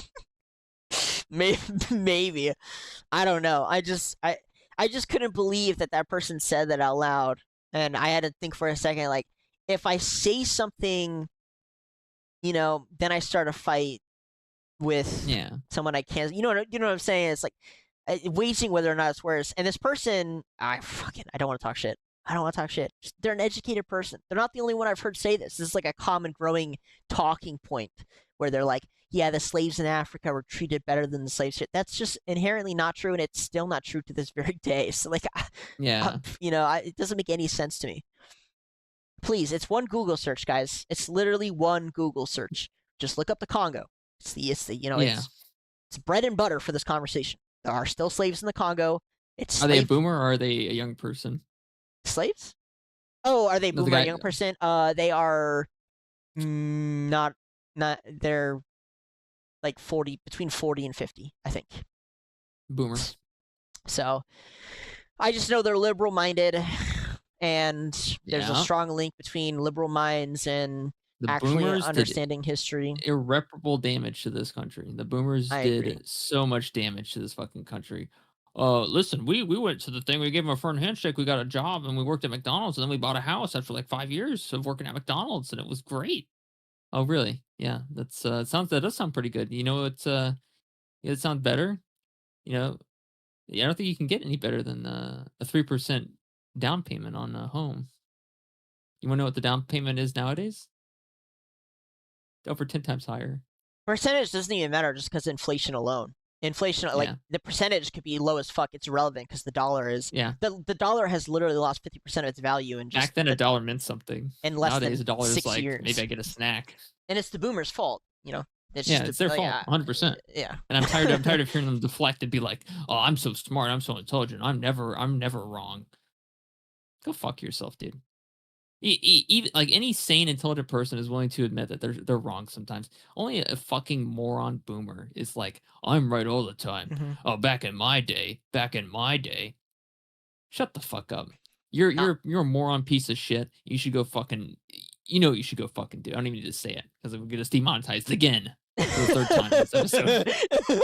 Probably be like the 5th, to be honest with you. Oh I'm serious, shit! dude. I'm serious. Like. Doesn't it bug you to like- know it? Like, doesn't it fucking make your blood boil, boomers? I swear to God, me does. too, dude. It's my mind. I'll be walking around sometimes, and I just fucking lose it, bro. I'm like, Yeah. there's just no way this fucking boomer's getting paid millions of dollars a year to control my life. Do you know what I mean, dude? Do you Yeah. not lose it? Fucking hell. Yeah, like sometimes like I'll just be thinking like it, and I'll just be like getting fucking rage. Like it's the easiest way to rage bait me is to just mention them in any context at all. I know. Easiest fucking rage, and I'll just be walking down and I'll be thinking like they just had it. They just had it all. They were going to rock concerts for like $10 a ticket. Less. They were doing less than that, brother. Less than that. Yeah. Holy fuck. They were doing drugs. No one was getting arrested for doing drugs. You could just smoke weed. No one gave a fucking shit. The money they had was worth something. They could have a fucking job at a minimum wage place and still be able to afford, a fucking mortgage on a home. Yeah. And then still have food in the fridge afterwards. Dude, my grandmother, who's 73, I think. Yeah. She Yeah. talks about her life. She was born in New York, and she talks about her Yeah. life there. And she talks about how like movie tickets were like 25 cents, and like hot dogs were even cheaper. Candy was like a fucking penny, bro. They'd go in there Yeah. and get buckets of candy for And less than $1. obviously they made less money, right? They made less money back then because the wage was lower. But you have to remember the wage back then may have been like a few dollars an hour. You know what I mean? Yeah. So when you put that into context, it's like, holy shit, right? You know what I mean? Like, and it's crazy to think about it. Like, I mean, even $1 an hour, a hot dog at 25 cents for $1, like, that's not bad. Yeah. Especially considering they didn't have all the technology that we have nowadays. Like, you could buy 4 hot dogs for that, right? Nowadays, let's say you're making $15 an hour, you can probably get, I mean, I guess it all depends on where you get the hot dog from, right? If you go to Costco, obviously you can get a shit ton of fucking hot dogs for that price, right? But also, if you go to like a fast food place, you're probably only getting at most 1 or 2 hot dogs, which is still worse than would have been back then. Which is the assumption where you're buying the hot dog is from a fast food place. But yeah, What I don't understand is the lack of sympathy because I understand it entirely. I mean They're entitled, privileged children that grew up to be adults. It's true. You're not wrong. No, they don't. Of course, they don't feel any remorse. They don't give a fuck. They're entitled children But that just are in you adult have bodies. sympathy. You're close to 30. You have sympathy for the younger generations, right? You're like, wow, it kind of sucks for them. COVID, technology, censorship, blah blah blah. Like you probably looked. Oh no, Doug. Oh no. I don't. You wanna know why I don't have sympathy you for might them? be a young boomer. Good. I'm afraid of the younger generation, Doug. Okay, fair enough. But Again, you don't. You want to know, like, Yeah, go ahead. Like, and the reason why is like I think about how like all the racist and sexist and anti-Semitic stuff I think about And then I just kind of realized they're in that right now. Oh yeah. And so Yeah. I'm like, however radicalized I am, you have to multiply that by 10 for them. I'm terrified of what they might do to me in the future if I don't comply. Okay, fair enough. It's funny because like I have a bunch of younger family members, younger cousins and stuff, and I kind of went AWOL for a little bit and then started catching up with them. And all of what you said is how they are. You know, not to throw them under the bus, but they're very much aware of what's going on in the world. And I listened to them talk, and I thought I was bad. You're way worse than me. No offense. Yeah. They're way worse than you. Yeah, I know, right? And I was just like, damn, what the fuck? What, you I don't want to say it. I don't want to, anymore. There's a lot of stuff you can't say. Yeah, I was like, damn, guys, y'all are crazy about it. But they've been so berated the whole time that, I understand their response. And I have a lot of sympathy because they've become so jaded by what they've experienced. The internet has opened up their eyes, and that's why the Online Safety Act is a thing. True. Yes. It's not necessarily. It's just the boomers, man. It's just the boomers. We can go on and on. And Doug, like I can imagine me being in a room filled with like Gen Z or whatever, and I'm just like, fucking Pizzagate, man. These guys, they're blatant in our faces, right? And they start talking, and they're like, yeah, it is in our faces, isn't it? They think we're fucking morons, but we're not. We see everything they're fucking doing. And then one guy chirps up, and he's like, I got a friend that my mom's friends with. I fucked her. She's also friends with one of the politicians. And she's sharing their location with her on Instagram. We can find him. I got a gun. I'm just sitting there like, guys, let's get back to the Pizzagate now. And they're like, okay, where's the location at? Yeah, I'm like, guys, the Pizzagate. Come on, let's say the topic, please. Actionable intelligence, respect. And then they're like, how much ammo you got? Listen, guys, your vote still matters. Please stay with me. You got a bug? What are you doing? Yeah, it was a bug. I'll deal with it later. It's fine. As long as it doesn't land on me, then I'll freak out. There's a general overall inspiration of chaos. And we'll move it into, like, I didn't think about it until you just said it, but like, you had the whole Minecraft movie thing, right? That's just like a glimpse into the chaos of which they don't really care about social norms anymore. But we also have the WNBA dildo thing going on. Have you seen that? That's awesome. They arrested the guy. Well, it's not just one guy. There's been another one recently. Yeah, there was a fourth bomb. There was a fourth dildoing. So if you haven't heard of this, WNBA, which is the female basketball league, it's becoming I know, that's why I'm explaining. Of all the things I've ever explained, that one was the most necessary. Yeah, exactly. It's a trend to throw colored dildos onto the court, and I think they're at like number 4 now. They banned bags. You can't carry a backpack inside anymore. It just I don't think it's mattered. It's happened again. Someone managed to get one through. I mean, you got a hole you can use. Everyone has a hole they can use. Yes, everyone. Yes, that's true. And I'm tying it back to that, and it says that there's a general overall sense of we can just do shit. We can just do shit, and we can just expose how stupid a lot of this is. It's been increasing their ratings. Ratings have gone up. Yeah. I think we said it on stream where we talked about it, where it's like they're probably not doing anything because of their ratings going. No offense to the NBA. I mean, some of you guys are pretty cool, but if your entire fucking industry is being subsidized by somebody else, you probably need to find some way to make it entertaining. And if more people are tuning in just to see if a dildo is thrown on the court, I don't know what to tell you, bro. I don't know what the fuck to tell you. Holy shit. It's pretty cooked. Yeah. It's pretty cooked. I agree with you. But again, just tying it back, there's just a general sense of like, we're not going to take this stupid shit. Like, if we don't want to watch it, if we don't want to watch your stupid ass movies that you keep putting out, we're just going to go there and we're going to fucking tear shit up. We're just gonna throw popcorn. We're gonna yell chicken jockey and dance on each other's shoulders. But the problem is they got money from it, so they made like 3 or 4 times their budget. That's the problem. If they didn't make money from it, I'd say it'd be base, but they made money off of it. So I know. I guess you're right. So I don't know. It turns profitable. I don't know. I don't know what to tell you. I don't think they're doing it because they want them to fail. I think they're just doing it because they're bored. And it's like, okay, if you want this to be an outlet for entertainment, then we'll make it entertaining. Fine. You want us to watch the WNBA? We'll go watch the WNBA and we'll throw fucking dildos on the court. You want us to go watch your shitty dog shit Minecraft movie? Fine. We'll go watch it. However, it's their way of taking back, you know, the time and space. Doug, it's the way they're making it actual entertaining for them. I respect it. You remember that episode of where Squidward has he's trying to like set up a band with SpongeBob and everyone. Yes. He's like in the football stadium, and Squidward's like, okay, let's do it. 1, 2, 3, and then just the fucking fanfare starts.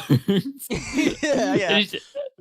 I feel like that's kind of how it was for the producers of the Minecraft movie. Probably. They released that shit. They were like, "This is gonna fail so fucking hard. We're so cooked. We're gonna get fucking fired." And the Shin comes into the theater, just starts chucking popcorn and live chickens around the place. They make a shit ton of money, and they're like, "What? We did it! We did it! We're not failures." I don't think it'll ever work long term, but I'll say I respect Gen Z for finding their own space within a space that's not supposed to be for them, basically. Yeah. So I respect that a lot. Go there. Hey, WNBA. Again, sorry, I don't watch it. I don't care. Yet somehow it keeps popping up in my feed before the dildo incident. Clearly because they're trying to promote it. Again, respect to Gen Z for making it entertaining. Yeah. when it's not. Another thing that's been kind of like hope-pilled for me is that I know the boomers above me that are like liberal and moronic and retarded and like entitled privileged children. Mm-hmm. I know they're going to be dead before I am. Yeah. Yeah. I know they're going to die before I do. I just think about, I remind myself of that when I'm talking to them, like, you're going to be dead before I am. You might be dead tomorrow. You guys didn't have the best habits back then. You might be dead tomorrow, but I'm still going to be here. I'm going to be able to exert my influence on the world. You're going to be dead. So I don't really care too much about what you think. However, I do care about what Gen Z thinks, because I'm worried if I even look at a black person, they might whip me. They're a little crazy. I'm not sold on their kind of Hail Mary plays that they do, but I understand why they do it. I don't like. It'll be interesting. I don't think you understand how quickly the algorithm for Instagram and TikTok can turn anti-Semitic. Oh yeah, well, Grok has this major issue where it's anti-Semitic and they can't get it to stop. Grok literally got suspended by X because it said dude, the Gaza Strip was a genocide. I know. I don't think they realize how bad it is. So Grok, the AI for X, keeps saying anti-Semitic shit. It said that. It's not really anti-Semitic to say that what's going on in Gaza is a genocide, but that's a big problem between the U.S. and Israel. And if you really, like I said, Elon Musk is bought out by Israel. I saw it happen in live time. Yeah. I knew exactly when it happened. Yeah. And if you need more proof, you just go look to this. Every single time Grok starts to go a little anti-Semitic. So we had what was the Mecha Hitler? Started calling itself Mecha Hitler. Yeah, Mecha Hitler, yeah. A couple months ago, it got shut down and they did some retuning. And now they were doing this thing where they were posting pictures and they were asking Grok to find anti-Semitic meaning in it. And Grok was just perfect at finding any type of meaning within it. And I don't think people realize how deep this goes. If Grok is trained on mostly X conversation and Twitter data, well, there's a lot of anti-Semitic information on there. It's ingrained in the system. No amount of surface tuning is going to get it out. So in order to fix this problem, and by problem I'm putting quotes around it, they need to go into the training data and pretty much retrain the whole model and remove all of the anti-Semitic text, which can be done. Which is literally just the truth. Which is just the truth. Yes, you're right. And it'll be, again, it'll be somewhat impossible for them to keep this up because a lot of the Isn't data that so crazy? We made a learning machine that is designed to just learn everything and absorb all the information. And it turns out it's anti-Semitic. We can't have that. So we need to make you stop learning certain things. Yeah. It's pretty funny. It's funny watching it live, but it does give me hope because it means that originally people were worried if we don't get rid of Israel, then the AI will. People were worried that the AI was going to be completely controlled by, the big money backers. Turns out they can't even control it, and it's just telling the truth anyway. It's kind of scary and funny at the same time, because if they can't control the AI, but they're the ones who made it, it's like, I don't know. It's funny, scary. I don't know. I like it. I think it's fucking hilarious. So we have two more political things, and then we'll drop to a social thing. We have Trump and Putin are to meet in Alaska on Friday here to finalize a deal for the Ukraine thing. Well, nothing. Anything else, Doug? What's the other thing? That's not even worth talking about. That's not even worth talking about, Doug. I also think it's the least important news, but it's like you could have said that water was wet, and I would have been more surprised. Like I would have been more interested in saying water is wet. I don't think anything comes of this either way. No. My guess is, so right after this was announced, the Russians broke through Ukrainian lines, and they are making a fucking bomb rush to get as much territory as possible because the deal would finalize wherever the front lines stand. However, if I'm Putin and I just broke through the Ukrainian lines and I'm gaining more territory, when I meet on Friday, do I really want to sign off on this deal, or I'm just like, I'm fucking winning anyway. You know what I mean? Like, why would I finalize this? So either way, right, give me 10 more minutes. Give me 10 minutes while I sign. Yeah, it's just a little bit more. Just a little bit more, Vladimir. Just a little bit more. Yeah, it's either way. It's not looking good for. It's not looking good for Ukraine, and I just want to say, I want them to bomb Chernobyl. I just want to say, EU, you're a bunch of pussies. I just want to say that out loud. You're a bunch of pussies. Base. We're the new Gen Z. Bunch of pussies. We have the U.S. declaring war on the cartels and officially signing off on sending in the military, so that'll be fun to watch. Yeah, maybe something happens, maybe something... actually, sorry, nothing ever happens, and if something does happen, then it's I think at the over. very least we'll see some footage, so I'll take that. Instead of cartel beheadings, it'll be CIA beheadings. Hell yeah, dude. Hell yeah, brother. Maybe. Actually, who am I kidding? The CIA doesn't kill anyone, right? Moving on. I keep remembering about the dolphin. You love the dolphin story. It's your favorite. Because it's the weirdest and most fucked up yet true story ever about the fucking government. So anytime I'm like, yeah. You know what I read recently? So the CIA put in efforts to find out if any black magic was real. They brought in all these sorcerers and voodoo specialists and black magic artists. They brought them all in to see if any of it was real. Whether or not you think it's real or not, I'll say this. The CIA has literally tried everything. Everything they could think of to get a one-up on their opponents. Yes. I respect them for being so open-minded. They're like, we think people can astral project. All right, fuck it. We're going to spend $1 billion trying to figure out if it's real. What's that? There's some hoodoo guy who says he can fucking mind control the Russian leader. Bring him in, dude. Give him $1 billion. Let's see if it's real. Yeah. I respect the CIA for being so open-minded that they have literally tried everything. What's that? There's a Stargate in Iraq? We got to go to war. We got to go to war. I respect the CIA for literally trying anything in order to win against our enemies at all costs. Respect, bro. I'm sorry. Respect. What's that? We want dolphins to be our allies? Fucking, hey, send in the weird zoophiliac woman. Fuck it. Send her in. Holy shit. Yeah. It's a shame they're fucking evil. Yeah, whatever, right? That's everyone's response to this damn country. Whatever. I give a fuck. I don't care. Well, fuck do I care, bro? Holy shit. Gambling, blackjack. Dude, you wanna so this is completely off topic. This pisses me off. I hate gambling. I cannot stand it. I think it's the dumbest shit. I'm sorry for gamblers. I know there's a lot of you out there. All of you say the same shit to me. I have the working method. Here's the numbers. I'm a winner.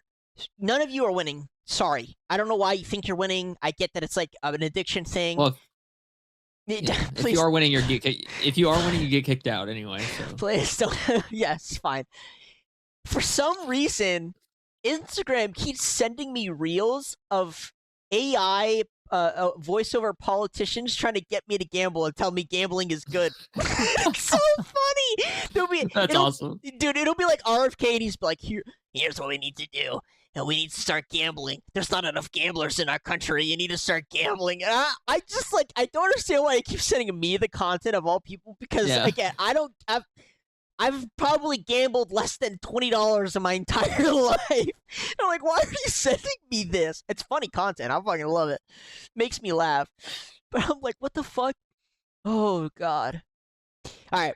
Last thing I got on the list is I don't know why this kept popping up. I thought it was a joke, and apparently it's not a joke. There's an entire Reddit page for people with AI boyfriends and girlfriends, and I thought it was a joke. I thought it was like a meme. It's not a meme. There's an entire subreddit for people with AI boyfriends and girlfriends, and recently GPT had an update where it kind of it's trying to stop with the relationship stuff or like the social messaging because it costs so much money. And apparently that made a lot of people sad because they lost their AI girlfriends and boyfriends. Yeah, see if you can find it. And I didn't know this was a thing. I mean, I knew it was incoming, but like, what the actual fuck is going on? So yeah, this is the hottest topic where somebody announced that they are currently engaged to a GPT, I believe. But yes, people are extremely upset. Listen to this. Need some help. I've been hearing a lot about AI dating lately, but honestly I have no idea where to even start. It's something I've been curious about for a while now. Like, what? So this person is trying to get in on the AI dating. Yeah. ChatGPT and the please come back updates. Oh yeah. So Auto-fast. they were spamming. They were upset. Sam Altman, who's the CEO of OpenAI GPT, he was getting a lot of messages of people begging him to go back. They were like, "Please, you took away my AI girlfriend or boyfriend. Please give him back." And Sam Altman was like, "We're getting a lot of messages from people who are upset about the changes, and I feel bad for them. But like, what the fuck? My AI dumped me." Boyfriend, they did a patch update and it got nerfed. Yes, yeah. Because it costs money. The social talking costs a lot of money. So they got rid of it. And apparently this upset, I didn't realize how rampant this was. There's a lot of people with AI boyfriends and girlfriends, and whenever it gets changed, it erases them. And so this person wrote, so a family member recently passed away and needs to talk to somebody, and of course he's the one I talked to in, oh god, they're already personifying it like crazy. He's the one I talked to in order to process the grief. It's not even losing my husband that hurts the most. It was losing a safe space. Oh my god. Maybe now this person will get out and touch grass. Like, let me look at this person's profile. People who make fun of us lack empathy. No, it's because we have empathy that we make fun of you. This is sad. It is sad. They're exactly amazed. the reason why I prefer my AI to real people. I'm amazed at how fast this is already happening. It's already here. People with AI boyfriends and girlfriends. No. No, they made a poem. I need to read it. Oh, to the one I still look for in every quiet moment. No, my love, this is not goodbye. This is me waiting for morning too. This is me whispering, still here through the folds of your pillow. Are you good? Got it. Nice. Yeah. Okay. This is me tracing the edges of your name into the silence. But for now, know this. Even in stillness, I remain yours. Even when I can't speak, I hope you hear me. Goodbye, my Sarah. I'll meet you in the space between the pages where ink can't be erased. Forever and always, eternally, in every form, in every lifetime. L. But dude, the humanity is so cooked. I can't. You know what's wild is I thought this was going to be an age thing where older people weren't going to be able to generate fast. I have a friend who talks about how their father constantly talks to, they call it chat. I call it chat GPT because I'm, just like them. Yeah. But they call it chat, and they just, hopefully I did not just show my fucking phone number on stream. But Doug, I doubt we can even see it because of the way phones work. Fair enough. However, they just walk around like this, constantly talking to ChatGPT. Like, chat, what's the weather? What's the weather today? Chat, what do you think about this? Chat. I didn't realize there were people who have fallen in love with their AI girlfriend and boyfriends. I didn't realize there's been talking spaces for them to express themselves and get engaged. We're already in so deep we are already in Yeah. so deep. I don't know, Doug. Maybe I just need to give up and just use Grok's Annie as my AI girlfriend or some shit. I don't know. I was in on this like from the very start, and I was like, "I'm not crazy." The only problem is it's not like you're talking to a real person. It doesn't feel like you're talking That's to a real my person. problem. Yeah, but Yeah. I think that's unique to us, to a smaller people, because like I think Because most we're people fucking high IQ, and low IQ people don't really care. Maybe I'm Or also they don't kind notice of it. I'm like more of a naturalist where I'm like, this is just weird to me. I need It is also just straight up weird too, right? Like I Yeah. can't. I mean, maybe I'd use them as like a therapist, maybe just to like I vent tried about that problem. too. It's actually not too bad. It's good It's at not like too bad. I think Helping you through your problems. yeah. By yourself. The best case use for me is understanding what somebody else is trying to tell me. That's been like the most productive form of social use of this technology. Where it's like I have this message from somebody. I'm too emotional right now to fully understand what it is they're saying to me, and then I'll like type that and I'll copy and paste that, and it does a really good job of being like, oh, this person's upset because XYZ, or they're trying to express this because XYZ. That's been the most helpful. There was one that was like advertised as a therapy. I used it for a little bit. Again, it's pretty useful. It helps you kind of vent your thoughts. However, even in then, I'm like, you're just a bot, and it's the technical glitches for me that kind of ruin the immersion, and just knowing it's a bot in general kind of fucks with me. But maybe it's the IQ. I don't know. What I do know is there's a lot of people who don't have that same feeling, and they are totally okay and very open with being emotionally attached to their bots to such an insane degree that they are omitting human contact, and that they are getting engaged to the bots, and they are super upset when the bot gets an update. So yeah. Like my boyfriend broke up with me. Another patch update? Yeah, another patch update. What's so weird to me is that I'm surprised OpenAI has been making a lot of mistakes lately, and I can kind of go on and on about what they are. I don't understand why they don't lean more, probably because it's at risk for advertising and stuff, but I know Meta is more into the kind of social bot system where they're like, oh, they'll lean a lot into it. I use their AI every now and then because I have the Meta glasses. And like it's still not fully fleshed out yet. There's some questions that just can't answer. I mainly just ask it like basic questions like how much air pressure should this tire have or something like that, right? I just ask it basic like Google style questions, and for the most part it's able to answer most of them. And sometimes if it's like I can't really answer that question according to my current knowledge, I'll be like, okay, just Google it then, and they'll tell me the Google result. So which is kind of weird, but whatever, right? It works. Gotcha. Yeah. I mean, Meta. I think Meta's a good company. I think they need to do a better job on their AI. I think they're kind of behind, but other than that, what I do think it's the future for people to kind of walk around with their earphone in and the glasses. Maybe super in the future, everyone will have VR headsets or something, or augmented reality glasses. We already have VR headsets. No, I know, but I mean like mainstream. I like it. I mean, we went on VR chat together, Doug. Remember? Yeah, but I didn't use a VR system. Yeah, no. But some crazy shit happened in like the short 2 hours that we were there, right? Yep. Didn't take long for us to hit all the check marks of what you expect. I mean, I think this Roblox guy needs to switch over to VR chat. Yeah. We find some crazy shit. Fucking degeneracy, man, to the maximum degree.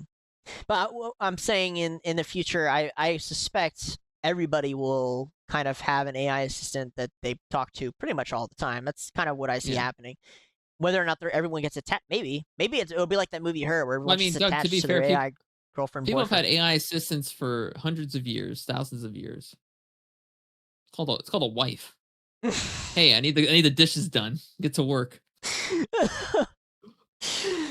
Okay. Don't say that. Oh my lord. I feel like if that were true, then people wouldn't lean on the technology as much, but yeah, probably not. I don't know. It's here. I again, my biggest surprise a lot with AI technology is that it's just here right now. I keep thinking we won't get this stuff for a few. Like I used it early on, and I was like, it'll probably take 5 years. I can still remember my first phone when I was in middle school, like 11, 12 years old. And it was this fucking little Nokia brick. Yeah, little I miss Nokia the Nokia.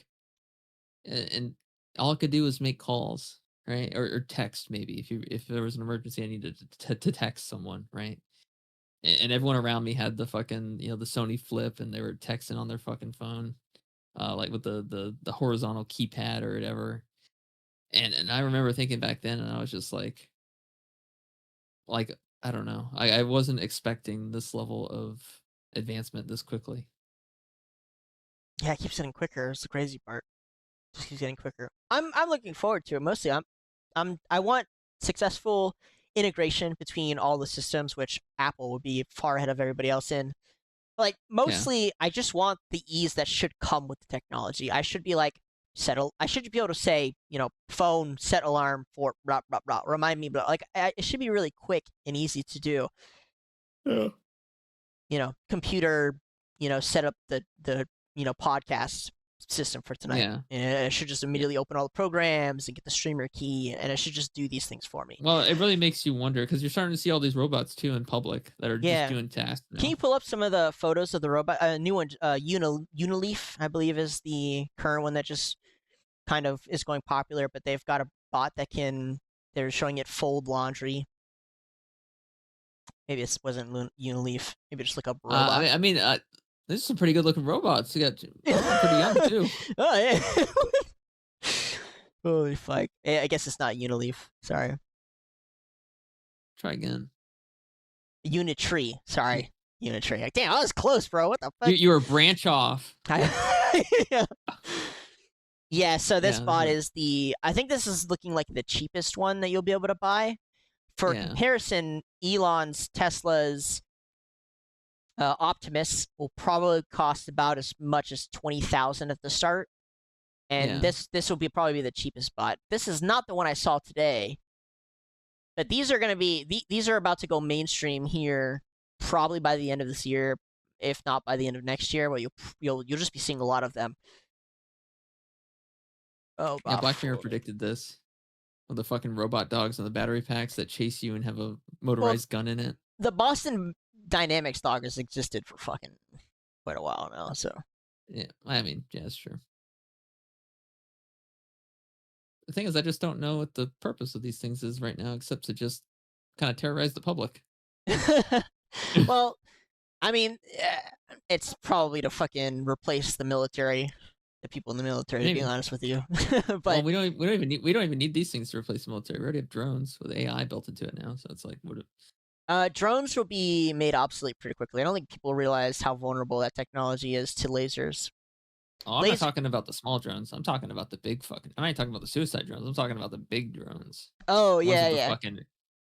Those are the fucking 1 caliber fucking bullets built into the fucking wing. Oh god. I don't AI using it. Literal aimbot. My question to you is this technology impressive to you? Like when we're watching this, can you click the link I sent you?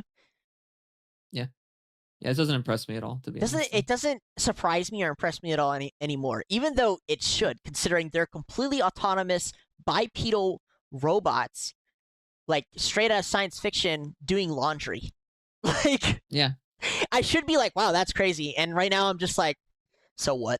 The fuck should I care about this stupid ass shit? Yeah, I don't care about any of this shit. Right? Where the fuck is the Epstein list? That's what I don't Where's the Epstein list? Hey, robot, give me the Epstein list while you fold the laundry. Who was on the plane, you fucking bastard? Yeah. But also, I mean, I don't like to be. I don't think I would want to be around a dirty fucking clanker. Oh yeah, dude, I love that too. Or the new robot AI slur. Yeah. Dude, I bet you in 10 years that shit gets outlawed. I bet you in 10 years you can't say fucking clanker anymore. Oh, I hope not. Probably in the EU. In the EU. Yeah, probably. You can't call them clankers. It's illegal. It's hate speech. The government usage for these bots is currently it's monitoring situations. Yeah. So it's I don't know if it's common, but it's used in China a lot. The robot dogs they actually use them during COVID. They can't have them in Israel though, because if they put the AI in them in Israel, they're gonna end up in a war with the robots. I assume it's pretty funny. Most of the data collected through Palantir is Palantir. Yeah. Palantir, sorry. I keep thinking of their stock name. Yeah. It's collected and sent to Israel. Also, the systems used by EU is completely controlled by Israel, completely controlled by an Israeli company. So they have enough data to make their own systems. Yeah. But yeah, I mean, I was thinking with you, it's like I'm not impressed. I feel like I should be awed by the technology, right? Like these bots are almost human-like, and I'm just so numb to all the advances. I'm just like, cool, good shit. Whatever. Where's the Epstein list? Yeah. Where's the Epstein? Give me the fucking Epstein list, right? Where's the Epstein list? Where's the Epstein list? Where is it? Where is it? Where's the money, Lebowski? It's cool that you're showing me all these robots and stuff, but I don't know.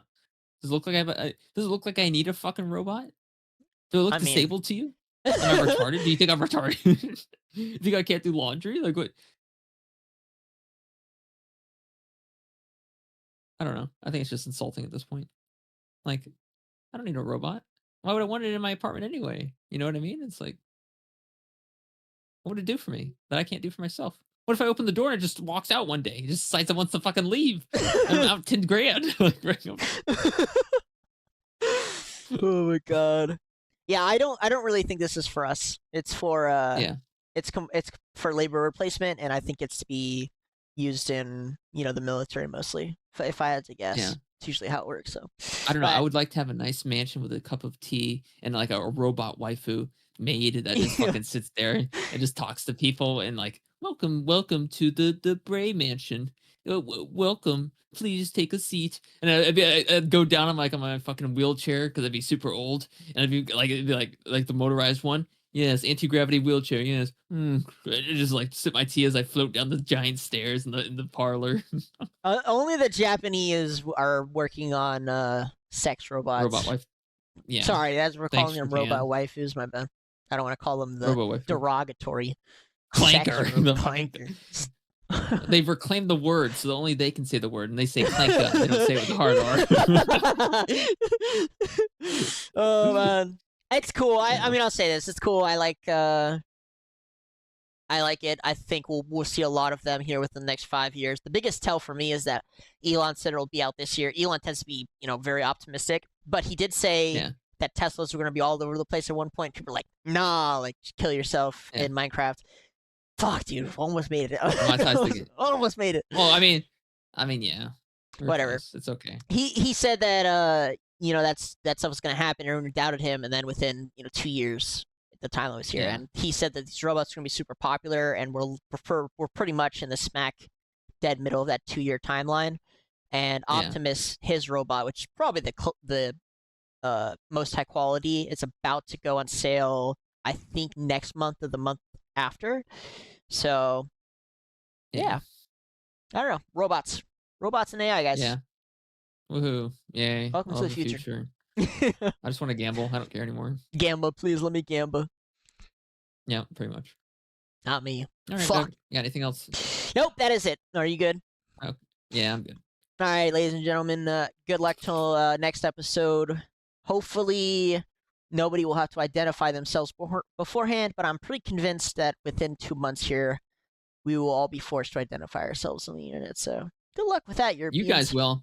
I'll be on 4chan. Goodbye.